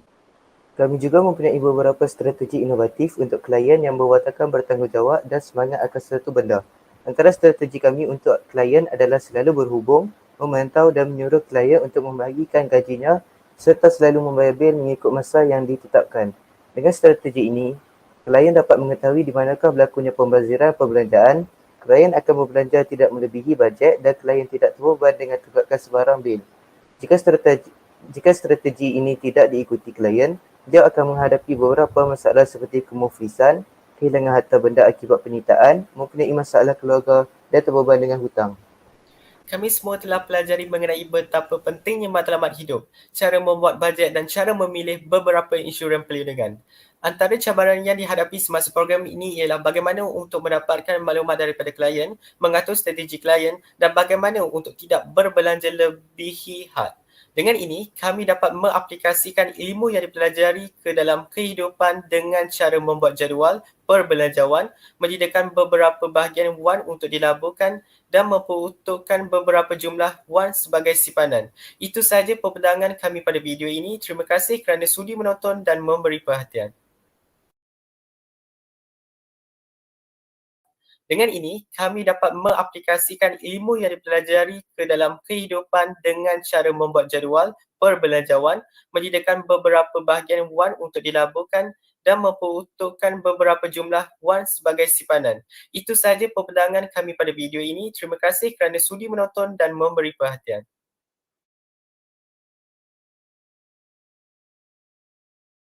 Okay, itu dia daripada tim rahsia. Kita ada tim rahsia dekat sini sekarang. Judges, it is 3:36. I'm gonna start the timer now for the Q&A. Feel free to ask your questions. You have until 3:46. Okay, saya start dulu. Alright, thank you tim rahsia. Presentation bagus, very clear, pacing bagus. Nak tanya sikit yang pasal ada tiga target simpanan, satu untuk kamera, satu untuk syarikat 10,000, satu lagi untuk dapat lot office untuk kerja lebih kurang 30,000. Lepas tu tulis dekat situ, dekat slide seterusnya, lepas tu terus jump dekat satu slide ni pasal klien dia daripada dia punya saving dengan investment dia akan dapat RM100,000 pada umur lebih daripada RM100,000 pada umur 30 tahun. Jadi nak tahu macam dia kerja apa, bajet dia macam mana, berapa banyak dia invest setiap bulan, dia invest dekat mana, dan juga apa plan dia untuk dia kerja apa sebenarnya dan macam mana dia buat budgeting. Okay, kalau macam tu kan, pada mulanya dia bekerja sebagai seorang, dia bekerja macam part time di sebuah gas station untuk menjana pendapatan. Kemudian dia juga membuat food panda sebagai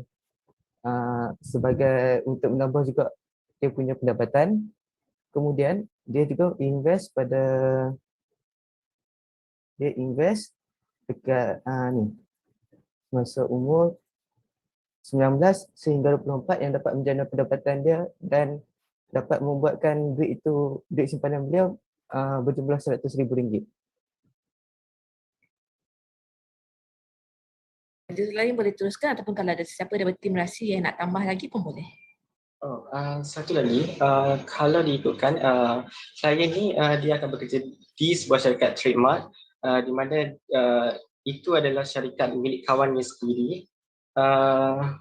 Dan gajinya adalah sebanyak 6,000 basic mula-mula tu sebab syarikat tu ada dekat UK dan dia akan bekerja situ selama beberapa tahun sebelum dia ke syarikat.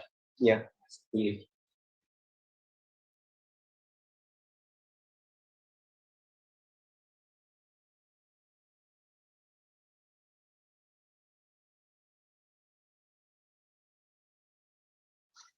Tak, saya nak tanya soalan. Hello?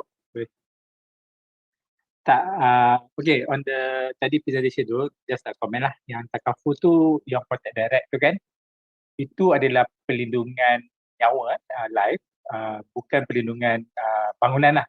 So kat situ, produk tu yang kali deep more research on that lah, on the produk yang beli tu. Other than that, I think macam saya cakap lah, the detail of the budget is tak clear sangat. Macam mana dia achieve all the investment, macam tu. Tapi presentation was very good, very clear, teratur. So, tujuh akan masih just betul more research on the type of investment, type of protection plan tu. Bila present tu, research betul-betul dulu. Okay.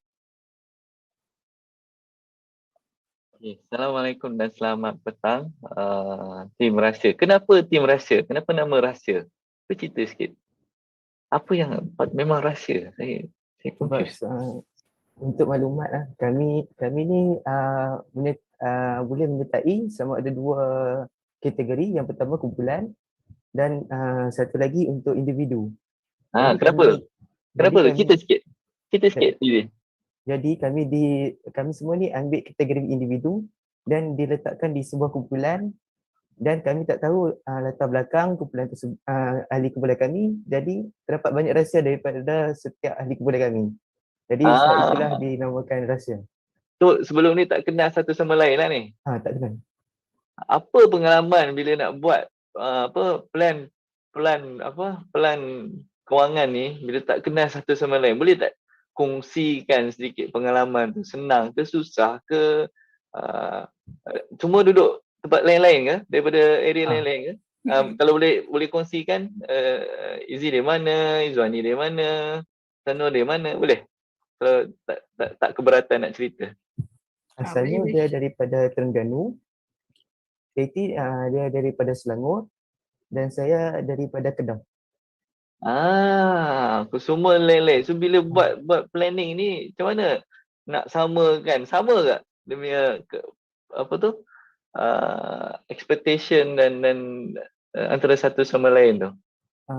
Jadi apabila kami tak tahu latar belakang, jadi kami dapat pendapat yang banyak, dan daripada situlah kami dapat membuat sebuah presentation yang baik. Bagus. Soalan mengenai presentation tu ada satu kan, daripada 105,000 simpanan pada umur 20 lebih daripada macam mana, boleh cerita macam mana boleh sampai 105,000 tu? Macam mana dia punya cerita dia? Macam mana? Gaji dia masa dia mula-mula habis dia belajar tu, dia akan bekerja dengan kawan syarikat dia. Kawan dia adalah trademark dan dia adalah founder sendiri, kawan saya lah. Lepas tu gaji dia dia kata lebih kurang 6,000. Itu adalah yang pertama. Orang kata kalau kita masuk tu kita dapat 6,000. Kalau kat dia dalam lebih kurang 2,000 UK dollar lah. Sebab tu kita dapat duit yang banyak macam tu. Time dia belajar pula, dia ada buat freelance sebab dia ni minat kepada IT semua tu. Dan Food Panda tu adalah setiap hari, kalau time dia belajar tu dia akan buat Food Panda. Lebih kurang 2,500 dia boleh target untuk 1 bulan. Selama 4 tahun dia belajar. Okay, so cuma saya punya soalan tu, takkan dia dapat 6,000 tu kan, 6,000 terus dia save, dia tak guna ke? Dia macam mana nak campur-campur tu jadi 105,000? Saya umur 25, kalau 105,000 saya gembira lah, banyak tu. Itu yang saya nak cuba fahami sikit.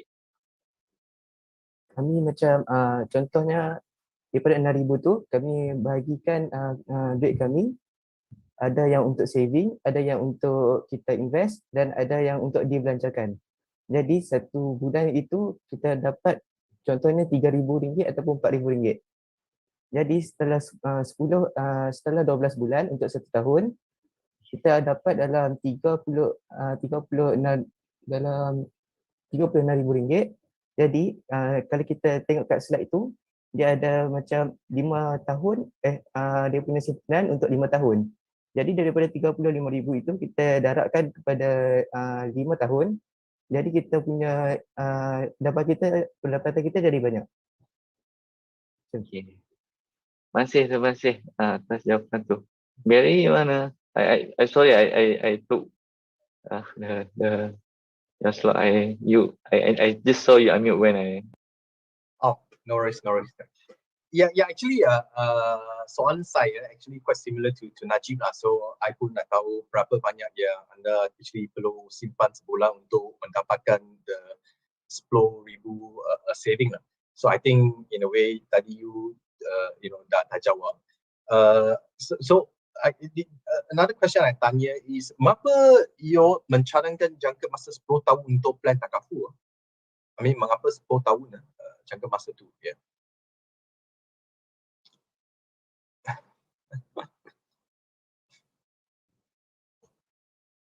Saya nak jawab. So kalau diikutkan dia masa flexi cover tu adalah selama 10 tahun dan untuk protect direct adalah 10 tahun. Jadi selepas 10 tahun daripada protect direct tu dia akan beli yang baru lah sebab time tu risiko untuk umur tu kemungkinan dah meningkat, akan meningkat dan kemungkinan dia akan merokok time tu. Jadi untuk flexi cover untuk 10 untuk flexi cover yang 10 tahun tu sebab dia risiko dia tu kurang sikit sebab dia time tu belajar, lepas tu 19 hingga 29 tu dia buat kerja di dalam rumah sebab sekarang lah kita boleh tengok COVID sendiri, lepas tu rumah lah sebab sekarang kita tak boleh melancong. Syarikat tu ada kat UK sendiri, jadi kita boleh kerja dekat rumah. Jadi risiko tu je lah, sikit je lah risiko untuk sampai 29. Okay, thank you.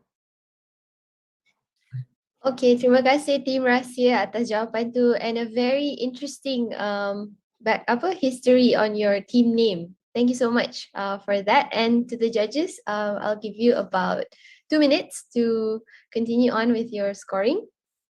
Sambil tu, as always, I will play some music before we move on to the next team, okay? To the next team, Fun Bond, anda diminta sediakan diri, prepare yourself, you can on your camera before we proceed to play your video, okay?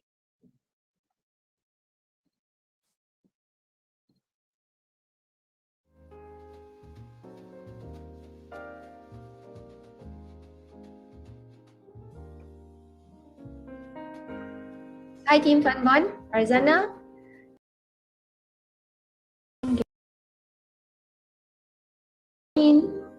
Hi Ain. And Saida, okay.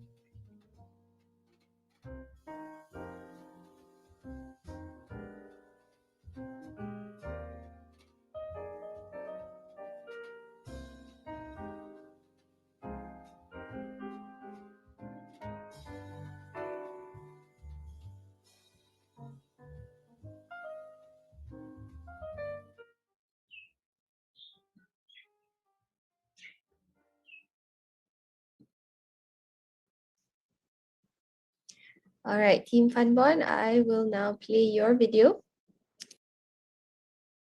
I hope you are doing great. In this video, we're presenting to you about our client and something new like planning smart goals, setting up the budget, protection plan, and investing. But first, let me introduce myself. My name is Nafasana Kristina and I'm my two friends, Anshakira and Sedana Visa from Farmwork team. Without wasting time, let me introduce to you our client. Growing up in a middle-class family, this girl wants to have a bit to be rich. Besides, she loves to clean the beach and watch drama during leisure time. Working? Yes, her ambition is she wants to be an accountant at overseas. She is Saida who wants to achieve her goals before 30. She really appreciates herself the most. Let's move to our client's goal and why it is important to her. Our client's first goal is she wants to get scholarship to continue study master in UK at 22 years old because scholarship provides. She wants to be a professional accountant at overseas at 25 years old because work can help her get a money income. Our client's third goal is she wants to invest 5% in gold from salary income at 35 years old because good investment has a high return and it will passive income for retirement. To get a scholarship to continue study masters in UK, it costs 200,000 ringgit. To achieve this, our client must get good results in every degree semesters. She also needs to apply for Yayasan Peneraju Scholarship because it offers the best scholarship, especially for ACCA students like our client. So, she will be spending 0 ringgit on scholarship because Yayasan Peneraju already assured all her scholarship amount. The second goal is to be a professional accountant at UK that costs 10,000 ringgit. This is because salary average at a tax and accounting company in UK is 10,000 ringgit. Thus, our client will be spending 0 ringgit to be a professional accountant because 10,000 ringgit is her monthly income. The third goal is to invest 5% in gold investment that costs 500 ringgit per month. So, our client will put aside her money from her salary income. She will be spending 500 ringgit per month on gold investment. But our client also might face the risks such as accident, sudden death and critical illness. Well, don't worry because we have 2 protection plans from FWD Takaful which are Flexi Cover and Protect Direct.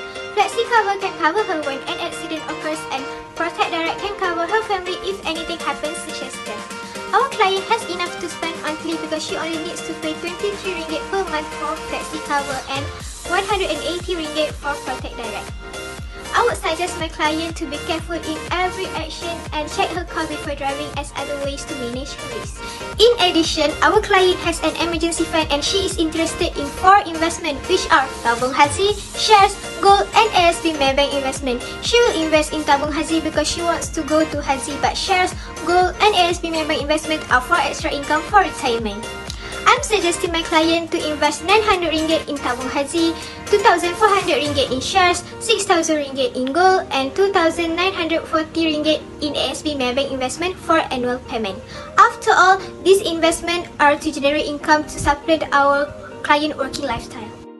We have an innovative strategy and tips that we have suggested to our client based on her spending personality, which is by downloading an app on her phone such as Penny Budget and Money Tracker and set a reminder in the app. This innovation help our client to stick to her financial plans by show up notification on her phone to keep reminding her about her budget. This app have a lot of benefits, which is we can connect our bank account and all of our transactions will get automatically import to spending. We can also see where our money goes and where they come from every month. If our client do not follow this plan, she might spend over her budget, forget to update her budget, and end up affecting her life goals. We have learned a lot of things, but the 3 things that we learned about money from this competition is how to chart our life goals using SMART concept, which is SMART stand for specific, measurable, achievable, realistic, and time-based. We also learned about why we will need a budget and how to create and use a budget, since budget is really important for all of us. We learned about the risks in our life as well as takaful that can cover us, how to manage the risk, and identify ways to live our life to the fullest. Our group struggles with creating and using budget the most because we need to do a lot of calculation and plan it wisely. We also need a lot of information about our client, such as her spending personality. My team and I plan to use the thing that we learn to manage our money in our daily life by setting up our life goals using SMART concept, creating and keep update our life budget so that we can manage our life goals, saving up some of our pocket money, and always prioritize what we need than what we want. I think that's all from us. Thank you.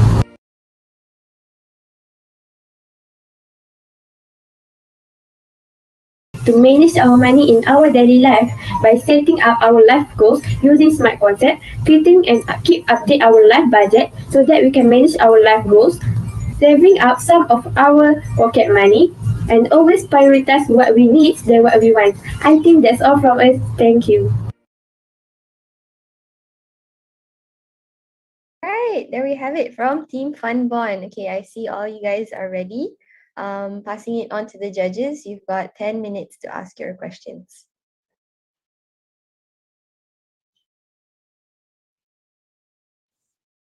Okay, I guess I can start first. Good. I think I have to comment on the captions. Good job doing those captions. I know the timing, getting the timing is a really hard thing to do. So good job, everything works well. I note that in the section when you were talking about the savings goal, is that savings goal or more like financial goal? Because it doesn't sound like scholarship, working as an accountant or investment are things that she is saving towards, but rather her financial goal, like things that she wants to achieve. So that's more of there's a difference there between what you want to save up for. For example, if you want to save up for a car, you want to save up for a laptop, right? As opposed to having a financial goal, which is to achieve scholarship, to achieve a certain career. So maybe that's something that you should differentiate in the future. I want to ask maybe a lot of this plan depends on your client's ability to get scholarship. So what would you as a financial planner advise to your client just in case she does not manage to get her scholarship or work overseas? What would you advise to her?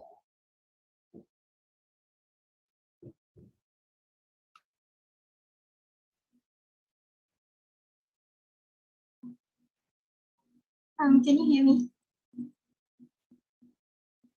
Yes, yes. Yep, Ken. Okay, so if she doesn't get this scholarship maybe you can apply for another scholarship, and also she also can self-fund it by macam minta dekat parents.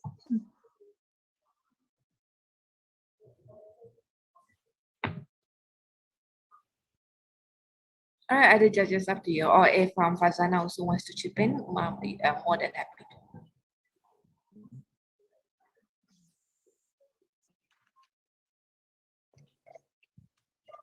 Alright, Fazana, you nak tambah apa-apa? Do you nak anything? No. Okay, never mind. Let me ask another question. Okay, in your investment plan, kan, you always stated on annual mode, kan? So I understand currently your client will get to work in UK lah. So how much expenses and that you target about?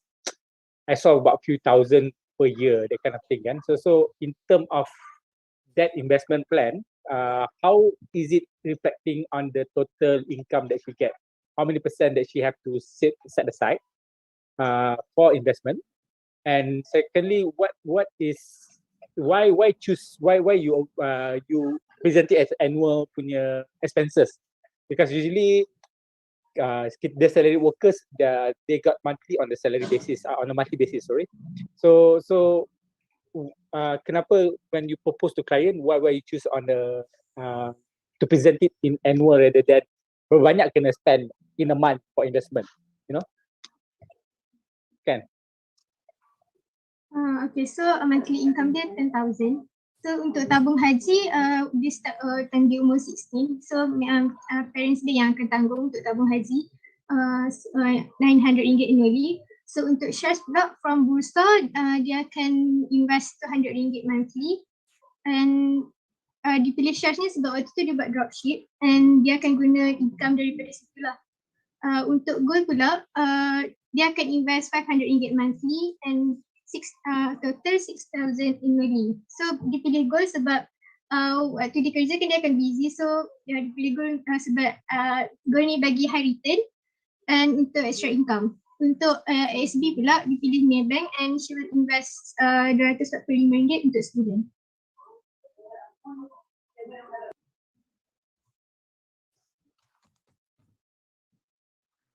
Assalamualaikum, selamat petang. Dah petang lah. Dah petang. Team Fund Bond. Saya notice semua orang suka kerja kat UK. Suka pergi ke sana. Adakah itu sebab nama tim ni Fund Bond, sempena James Bond? Adakah itu sebab-sebabnya? Okay. On a serious note, okay, bila kita pilih di UK, adakah bajet yang kita letak tu, yang bila nak simpanan dan suatu dengannya, dah take into consideration kos sara hidup duduk di UK? Betul, cukup tak nak simpan duit yang kita yang tadi tim Fund Bond simpan untuk di semua investment yang disebutkan tadi? I think it is enough to spend monthly because dia ada simpanan waktu student dah ada 1,000 untuk sebulan. So sampai dia adopt 24, dia dah ada 72,000 dalam masa 6 tahun. So you got that figure out, right? Okay, that's good.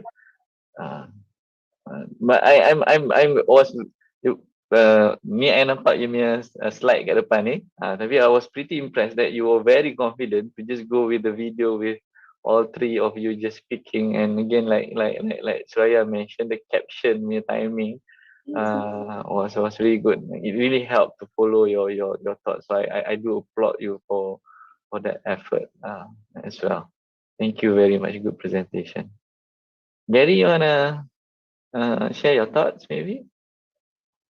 Yeah, just 2 points. Just to question kan, for this slide 7, how do you actually split the investment here? Okay, I see. Dari 20 tahun you invest in shares RM200 sebulan. Then you also invest in 27 years old, you invest also in ANSB. So by age 26, you also invest in gold. So how do you actually split? So why do you plan like that? Like invest in shares, then sampai 26 you invest in gold as well, then 27 you invest in SB. Why? What's the plan behind this? Yes, we choose for ASB because low risk. So I think it's okay. For gold, we invest to retirement so that we can prepare if anything happen. For shares, I think that's a great idea to invest at that time because we can get extra income because it has high return. Okay. Just my question. You mentioned gold here is high risk, right? And you invest sampai 60 years old, kan? So what's the plan again behind this? Just to understand. Sebab gold ni kan dia payah macam nak rugi, so memang dia akan high risk lah. Kalau jatuh kan maybe kita boleh start balik dengan modal yang kecil atau beli macam dengan amount yang kecil. So kita pilih gold sebab dia akan bagi high risk and tak mudah untuk rugi lah. And gold pula perlukan long term. So. Okay. Well, so far I think a lot of groups have kind of planning to invest in gold. So I will go back to have a look. Okay, yeah.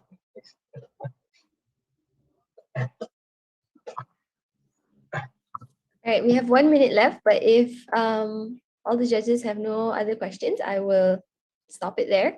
Thank you so much, Team Fun Bond, for your presentation and to the judges for your questions. I will open up 2 minutes for you to fill out your scoring sheet before we move on to our last presentation for today. So Team Song Yutze, I hope you guys are ready. You can get your cameras on.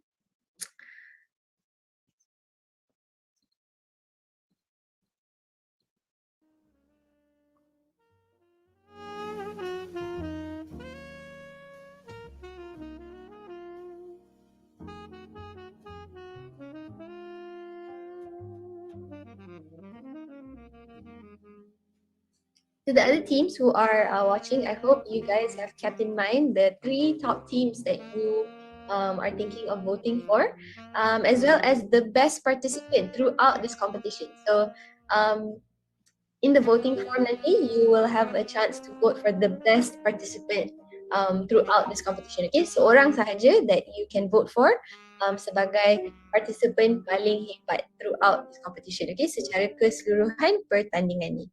Okay, so have those 2 things in mind.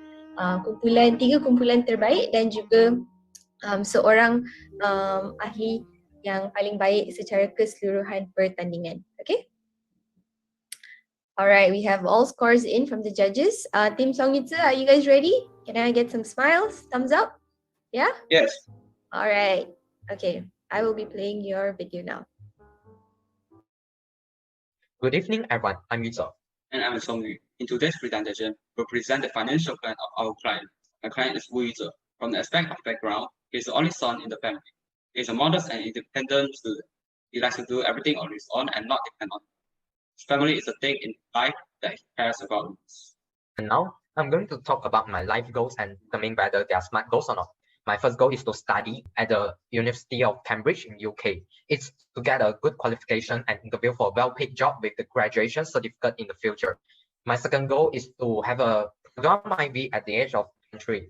It's important to me for having a car so that I can travel everywhere easily. My third goal is to have my own house at Baru at the age of 35. This is, well, having my own house is better than renting. The earlier the time I get rid of renting, the less money that I'll waste in the future. These 3 goals are smart goals because they are specific, measurable, achievable, realistic, and there's enough time for him to hit his goals. So, Song Yu, can you tell me what should I do in order to achieve my life goals? First of all, we need to specify the cost of each goal. You will only be spending 24,000 ringgit on the first goal, which is to study at the University of Cambridge, because our school fees are sponsored by the scholarship. If we move forward and set a sub goal, that means you will need to have 500 ringgit for each one starting from 18 years old. Next, you'll need to spend 44,487 ringgit per dormitory. Same thing, if you move forward, you'll first need to have 10,000 ringgit as down payment. Lastly, you need 585,000 ringgit to own a house at Bayan Baru, and you will first need to have 100,000 ringgit as down payment for the house. For this, we have customized a life budget based on my spending habits so that I can easily stick to it in my daily life. This graph shows the needs, which is the sky blue line, and wants, which is the dark blue lines, with a ratio of 70 to 30, which is the 70-30 principle of the needs and wants. At the same time, we can see the net savings is always, which is the orange line, the net savings is always more than the expenses. Therefore, we can conclude that these budgets are very reasonable and the goals are realistic. From the aspect of protection, we have discovered some risks that user might face throughout the process of being a fraud in order to achieve its goal. The first risk is falling to get a scholarship. He can manage it by paying school fees with his parent money. And for now, what he can do is to concentrate on both curricular and extracurricular activities to increase the possibilities of getting a scholarship. Besides that, there's also a risk that he loses his job. The way to manage this risk is by keeping a positive mindset and keep on interviewing for new jobs. The last risk is that you might lose money in investment. The way to manage is to be more thrifty in daily expenses. For Takaful, I'll choose WD Max Secure Direct. There will be economical reinforcement, which is 350 ringgit per day if something bad happens to me and causes me to stay in the hospital. The budget shows that I have enough money to spend on this Takaful, which is only 20 ringgit per month or 240 per year. And besides that, I understand that investing helps me to stay ahead of inflation, and I'm interested in the stock market. As I'm a risk taker, Songyu agrees on my choice, and as the value of stocks fluctuate, and I'm able to cope with the consequences if the investments fail. This is because I'll save 1/3 of my income as an emergency fund before investing. This graph shows user's investment. The blue line represents the money earned from investment, whereas the red line represents the money in savings. It's obvious that investment makes more money than just saving it and doing nothing about it. Therefore, we can conclude that investments helps user in achieving life goals. Lastly, I'll update the budget with user once per month based on the change of spending habits, because this makes him go to stick to the budget more easily. Besides that, I will also tell him to be more cautious next time while spending so that he will be more thrifty in daily expenses. So analysis, as shown in the slides, has been done for both tips. To summarize, 3 things that we learn about money from this competition is setting life goals, budgeting, and investing mindsets. The thing that we struggle the most during this competition is the limited time given and complicated but meaningful tasks. We also learn how to manage our money in daily life, which is using the 70 to 30 principle, which is 70% of need and 30% of your want. That's all for today's presentation. Thank you for your watching and hope you have a nice day.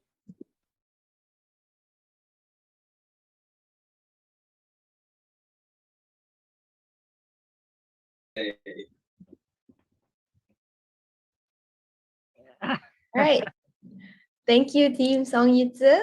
It is 4:09. Okay, starting the timer now. Passing it over to the judges.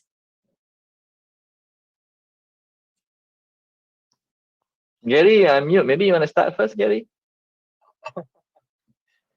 I actually forgot to mute also. Yeah, okay.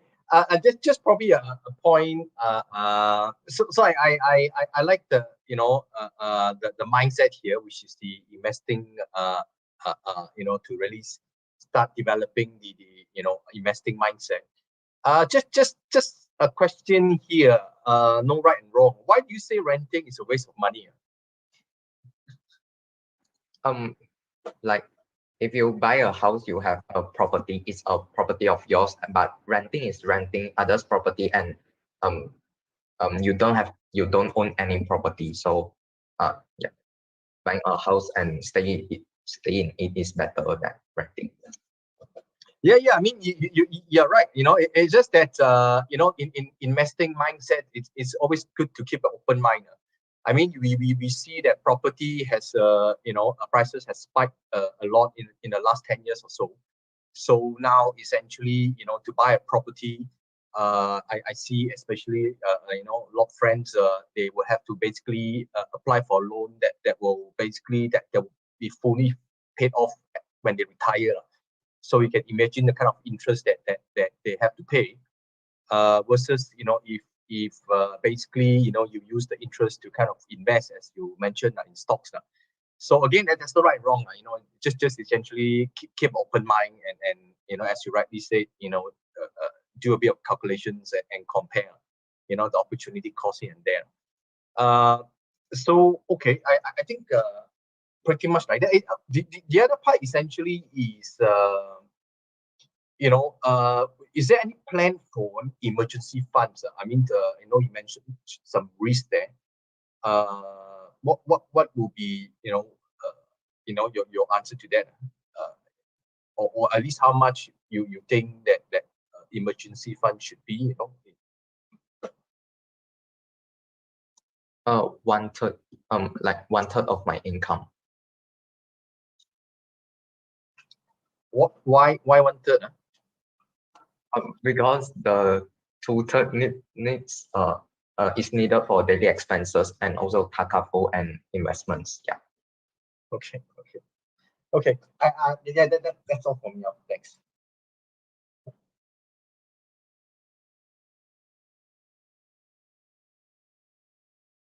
Alright, I can go next if that's okay with other judges.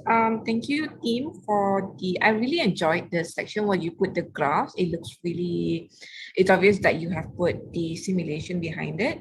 I echo what Gary said about what his question about renting versus buying. It is completely okay to rent and not rush into buying a house. Don't put a number on it. It is better for you to save more so that you can actually get the house that you want rather than lock yourself at age 35 at one particular place. But in any case, I'm really curious about this particular client of yours. What kind of work life does he have? Like what kind of aside from having the study car and house goal, which many people do want to have, this client of yours, what are his career progressions, and does he have intent to diversify his investments beyond stock market? I believe like during your session you were talking about diversification, investing in other things. So what would you advise your clients in terms of that? I think the diversification of the investment types, I think maybe other than stock market, the gold is also a good option because its value will not drop like drastically or what. Yeah.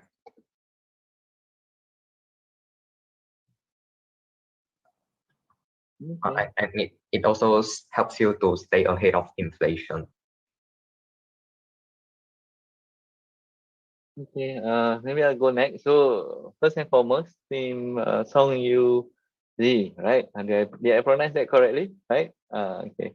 I actually enjoyed your presentation quite well. I actually love the creativity of having both of you in one video and actually interacting with each other. It was very engaging to me. That was a fresh air. So I sort of followed that. I love your swag. Usually your hands it shows your what do you call that, confidence when you present. It was quite clear where you wanted to go and the what do you call that, the plans for investing and whatnot. And I echo, right? I wanted to understand a bit what do you want to do in life, right? What kind of work, where do you want to spend in your budget, and maybe if you could share as you go along from in that graph that you mentioned, how do you actually allocate the money for between savings and investment, and how do you use what kind of spending do you foresee that you will use during that period? Can I share my screen? Like, of course, go ahead and do what you must to convince me.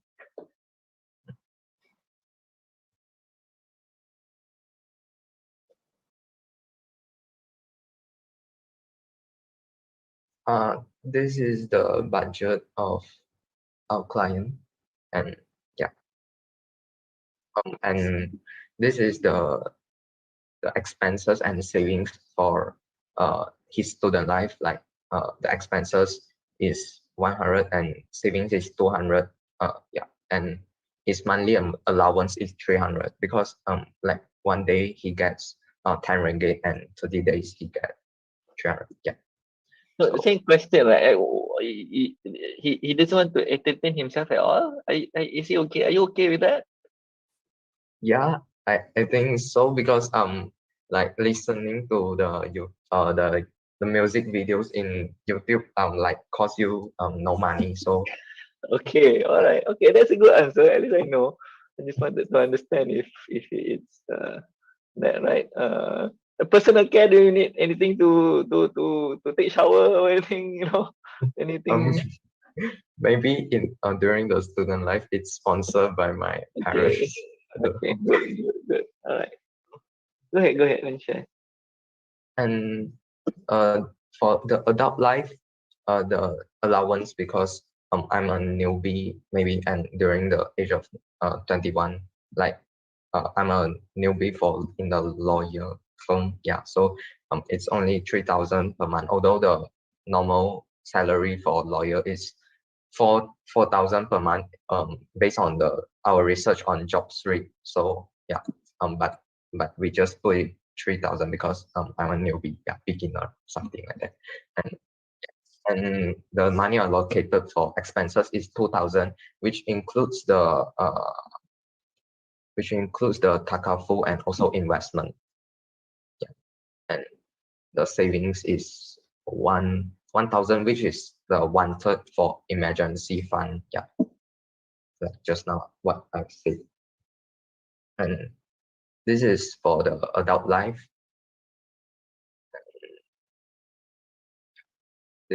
These are the allocation of expenses. Now you buy stuff for you, but you still don't go enjoy yourself, right? Yeah. And next is about family life. Like yeah, so I need maybe a vehicle and yeah, the takafu also, which is coverage for 10 years. Sorry. I just a question here. You put your salary increment at 15% per annum, is it? Is there what is your rationale behind? No, just now your salary increment. Oh, this okay. 15% per annum. So is it based on the research that you have done that the average salary increment is 15% or? Oh, it's because like the average of the average salary for the lawyers are like if you are 0 to 3 years of experience, then your normal salary based on the job street is 4,000. Then it increased 2,000 or 3,000, I forgot, by 3 years. Yeah, every 3 years then it will increase. So I think yeah, so 15% might be lesser already. Yeah. Why? Okay. And these are the expenses. Yeah, that's all. Just checking if the judges have any other questions, because if not, Faiz, you want to say anything? see that you've unmuted No, yourself. it's okay. It's okay. Never mind. I think yeah, all the judges have covered our questions. Yeah, great presentation. Yeah, very mature. Yeah. All right. Thank you so much, Team Song Yutze, and all the judges for your questions. All right, so there we have it, guys. 7 presentations down. Now for the hard part, we will be going into deliberations with the judges. So I will leave you with Teacher Farhana and Teacher Wei Yang and all the other FWD mentors who are here. So to the rest of you now, it's time to just breathe, relax. All the hard work is going to be on the judges now. We will be going into a breakout room, but the rest of you will remain here. And we will see you guys back here in about 15 to 20 minutes, okay, depending on how difficult the decision is going to be. So I will leave you guys with Teacher Farhana, and if Teacher Yang is ready to open up the breakout rooms, and we will go into deliberations with the judges.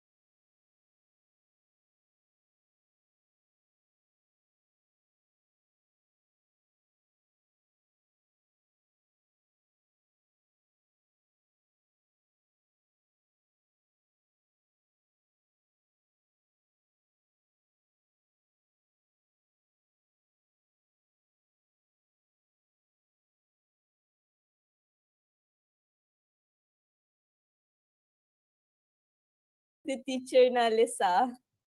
Hi, everybody. How is everyone feeling? Good? Okay, let me just get some reactions from you guys, right? I know everyone is like nervous, ba-da-ba-da-ba. Okay, so after a really, really tough deliberation, we have now come to the end of our competition. Let me just arrange my screen. All right, so thank you so much, guys, for waiting. I will just like to thank everybody for all your presentations today. You guys did so well. And also thank you so much to the judges for spending your time with us today. Before we get to the announcements, I would like to call upon Mr. Najib to just represent the panel of judges and also FWD Takaful to give an overall feedback, of how he feels about throughout this competition and also comments to all the team's performances today. So, Mr. Najib, I will pass it on to you. Okay, Assalamualaikum warahmatullahi wabarakatuh and very good afternoon. It's been a very exciting. How many hours we've been together? About 2.5 hours, listening to 7 very thoughtful, very impressive videos, right? That was put together after how many sessions we had? About 5 mentoring sessions, right? All together and all the on the live sessions, 5. And I know by the side everyone was on all the platforms to have discussions and things like that. Bagi yang sedar, saya ada di semua sesi-sesi live ke, mentoring ke, ada di tepi-tepi tu. Kadang ada salah satu team saya dapat jadi mentor misteri. Ada satu malam pasal takaful tu.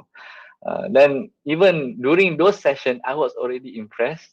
I was sharing with the judges before when I was 16, 15, these things were never in my mind. Given the fact that you could actually elaborate, articulate, then even ask the right questions about these aspects of financial management, financial itself is an impressive thing that you all should be very proud of. It's not just the 7 top finalists. Everybody, I can see about 63 participants, tolak judges lebih kurang 50 lebih lah. All the participants here today, for the past berapa minggu tu, you should, everyone should give a pat on the back. Congratulations. If kalah menang tu nombor 2, right? At least by the end of this financial innovation challenge, you've learned a lot more on this important subject in life. Saya juga nak bagi very good masa daripada presentation tu dan juga masa sesi soal jawab tadi, how you all brought yourself.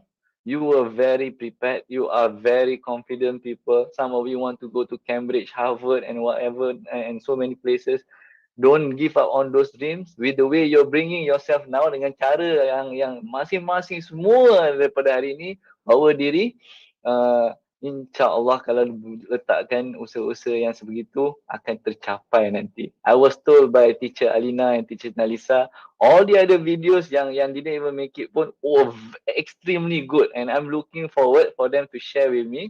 I will take time to view each and every one of them and obviously will have a smile on my face after that. Saya juga tadi kongsikan dengan judges dalam banyak program yang saya dah jadi judge dan follow. Ini adalah salah satu judging experience yang paling susah untuk saya.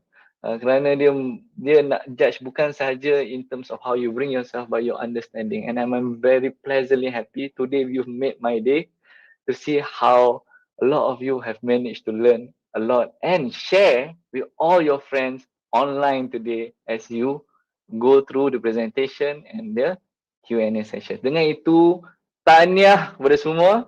Tahniah kepada semua partisipan Financial Innovation Challenge 2021 yang paling pertama. You all should be proud of that as well. Tahniah kepada top 7 dan tahniah in advance to the top 3. I pass it back to Nalisa untuk announce and let the suspense begin. All right, thank you so much, Mr. Najib. Okay, now that you've heard it from him, I would like to also remind everybody what are the prizes that are in store for you guys, okay? So to everyone here, don't forget, everyone here will be getting a certificate of achievement. All right, and in third place, you will be walking away. Each of you will be walking away with a pair of AirPods. In second place, you will be walking away with an Apple iWatch. Right, and in first place, the grand prize to the winners today, you will be walking away. You can anticipate a Chromebook at your doorstep in the next few weeks. Okay, now for me to announce, in third place, who will be walking away with a pair of AirPods. In third place, are you guys ready? Because you guys are going to be spotlighted, okay? So in third place, the team who will be awarded with a brand new pair of Apple AirPods is Team Rich Woman! Yay! Congratulations, Team Rich Woman. To all three of you, you will be walking away with a pair of AirPods. I see Alicia has a big smile on her face, and Shin, and also your other team member as well. Thank you so much, guys. You guys did so well today, and you are now at third place. All right, congratulations. All right, now in second place, the team who will be awarded with a brand new Apple Watch to track all your fitness activities, to control your routine, right, goes to Sepintar, to Shifa, and to Siti Aisha. Congratulations to you. I see Aisha and I see Shifa up here. Congratulations to you guys. I also see big smiles on your face. Big congratulations to you. All right. Now, are you guys ready? In first place, you will be walking away with a brand new Chromebook. You can expect this to be arriving at your doorstep in the next couple of weeks. Congratulations, I would like to say to Team Gold Diggers, to Wilma and to Yasmin. Congratulations to you. Yeah, I see Wilma and I see Yasmin. You guys are also in disbelief. You can unmute yourself and also share how you feel. Oh my god. Oh wow. Oh my god. I'm taking a picture. I'm sending it to my parents. Wait. Dude, let me. Oh my god. I didn't expect this. Yeah. Dude, I'm gonna Yay, cry. Oh my congratulations, god. guys. Thank you very much. I'm so happy for you. I'm so thrilled for you. Yay! Thank Guys, you. look at my cat. Guys, look at my cat. Okay, I'm like crying right now. Oh my god. Okay, all right. Hold your tears back. All right. So congratulations, everybody, and thank you so much for participating today. So before we close for today, I would also like to remind everyone here and everyone watching on YouTube and Facebook that October is actually Malaysia's Financial Literacy Month. And this program is just one of the many programs that Fund for Life from FWD Takaful and Aris Academy has lined up for all of you throughout this month. So we have one more week to go before we end October. So I would like to call on all the parents out there and all the students out there that we have a lot more activities for you as we go into the Financial Literacy Month finale, which is happening on the 29th and 31st of October, okay, throughout next weekend. All right. So to the parents watching, do come to our webinar next Saturday. To the kids, to students 7 to 18 years old, do come and win some prizes, all right? Come to our booth from 9 a.m. to 6 p.m. for a chance to win some cash prizes. And to all the teams, I know you have voted for the most active participant, so look out for that announcement on the 31st of October at 10 a.m. nanti. Okay, all you got to do is register and then come to our Majlis Penutup, okay? And the winner for that will be winning 200 ringgit. All right, so I wonder, who would it be? All right, I wonder who you guys voted for. So, okay, just to quickly recap what's next, to the winners, to Rich Woman, to Gold Diggers, and to Sepintar, do stay back as we will have a quick interview with you guys in the breakout rooms. Certificates to everybody here will be emailed, so don't worry, you can check your inbox. Prizes will be shipped. Look out for that doorbell. And last but not least, I would like to invite everybody here to turn on their cameras. If you have your financial innovation t-shirts on, do wear that and like we can get a group photo. All right, maybe Farhana, I can get you to take the photo. Lisa, maybe you can stop sharing. Oh yeah.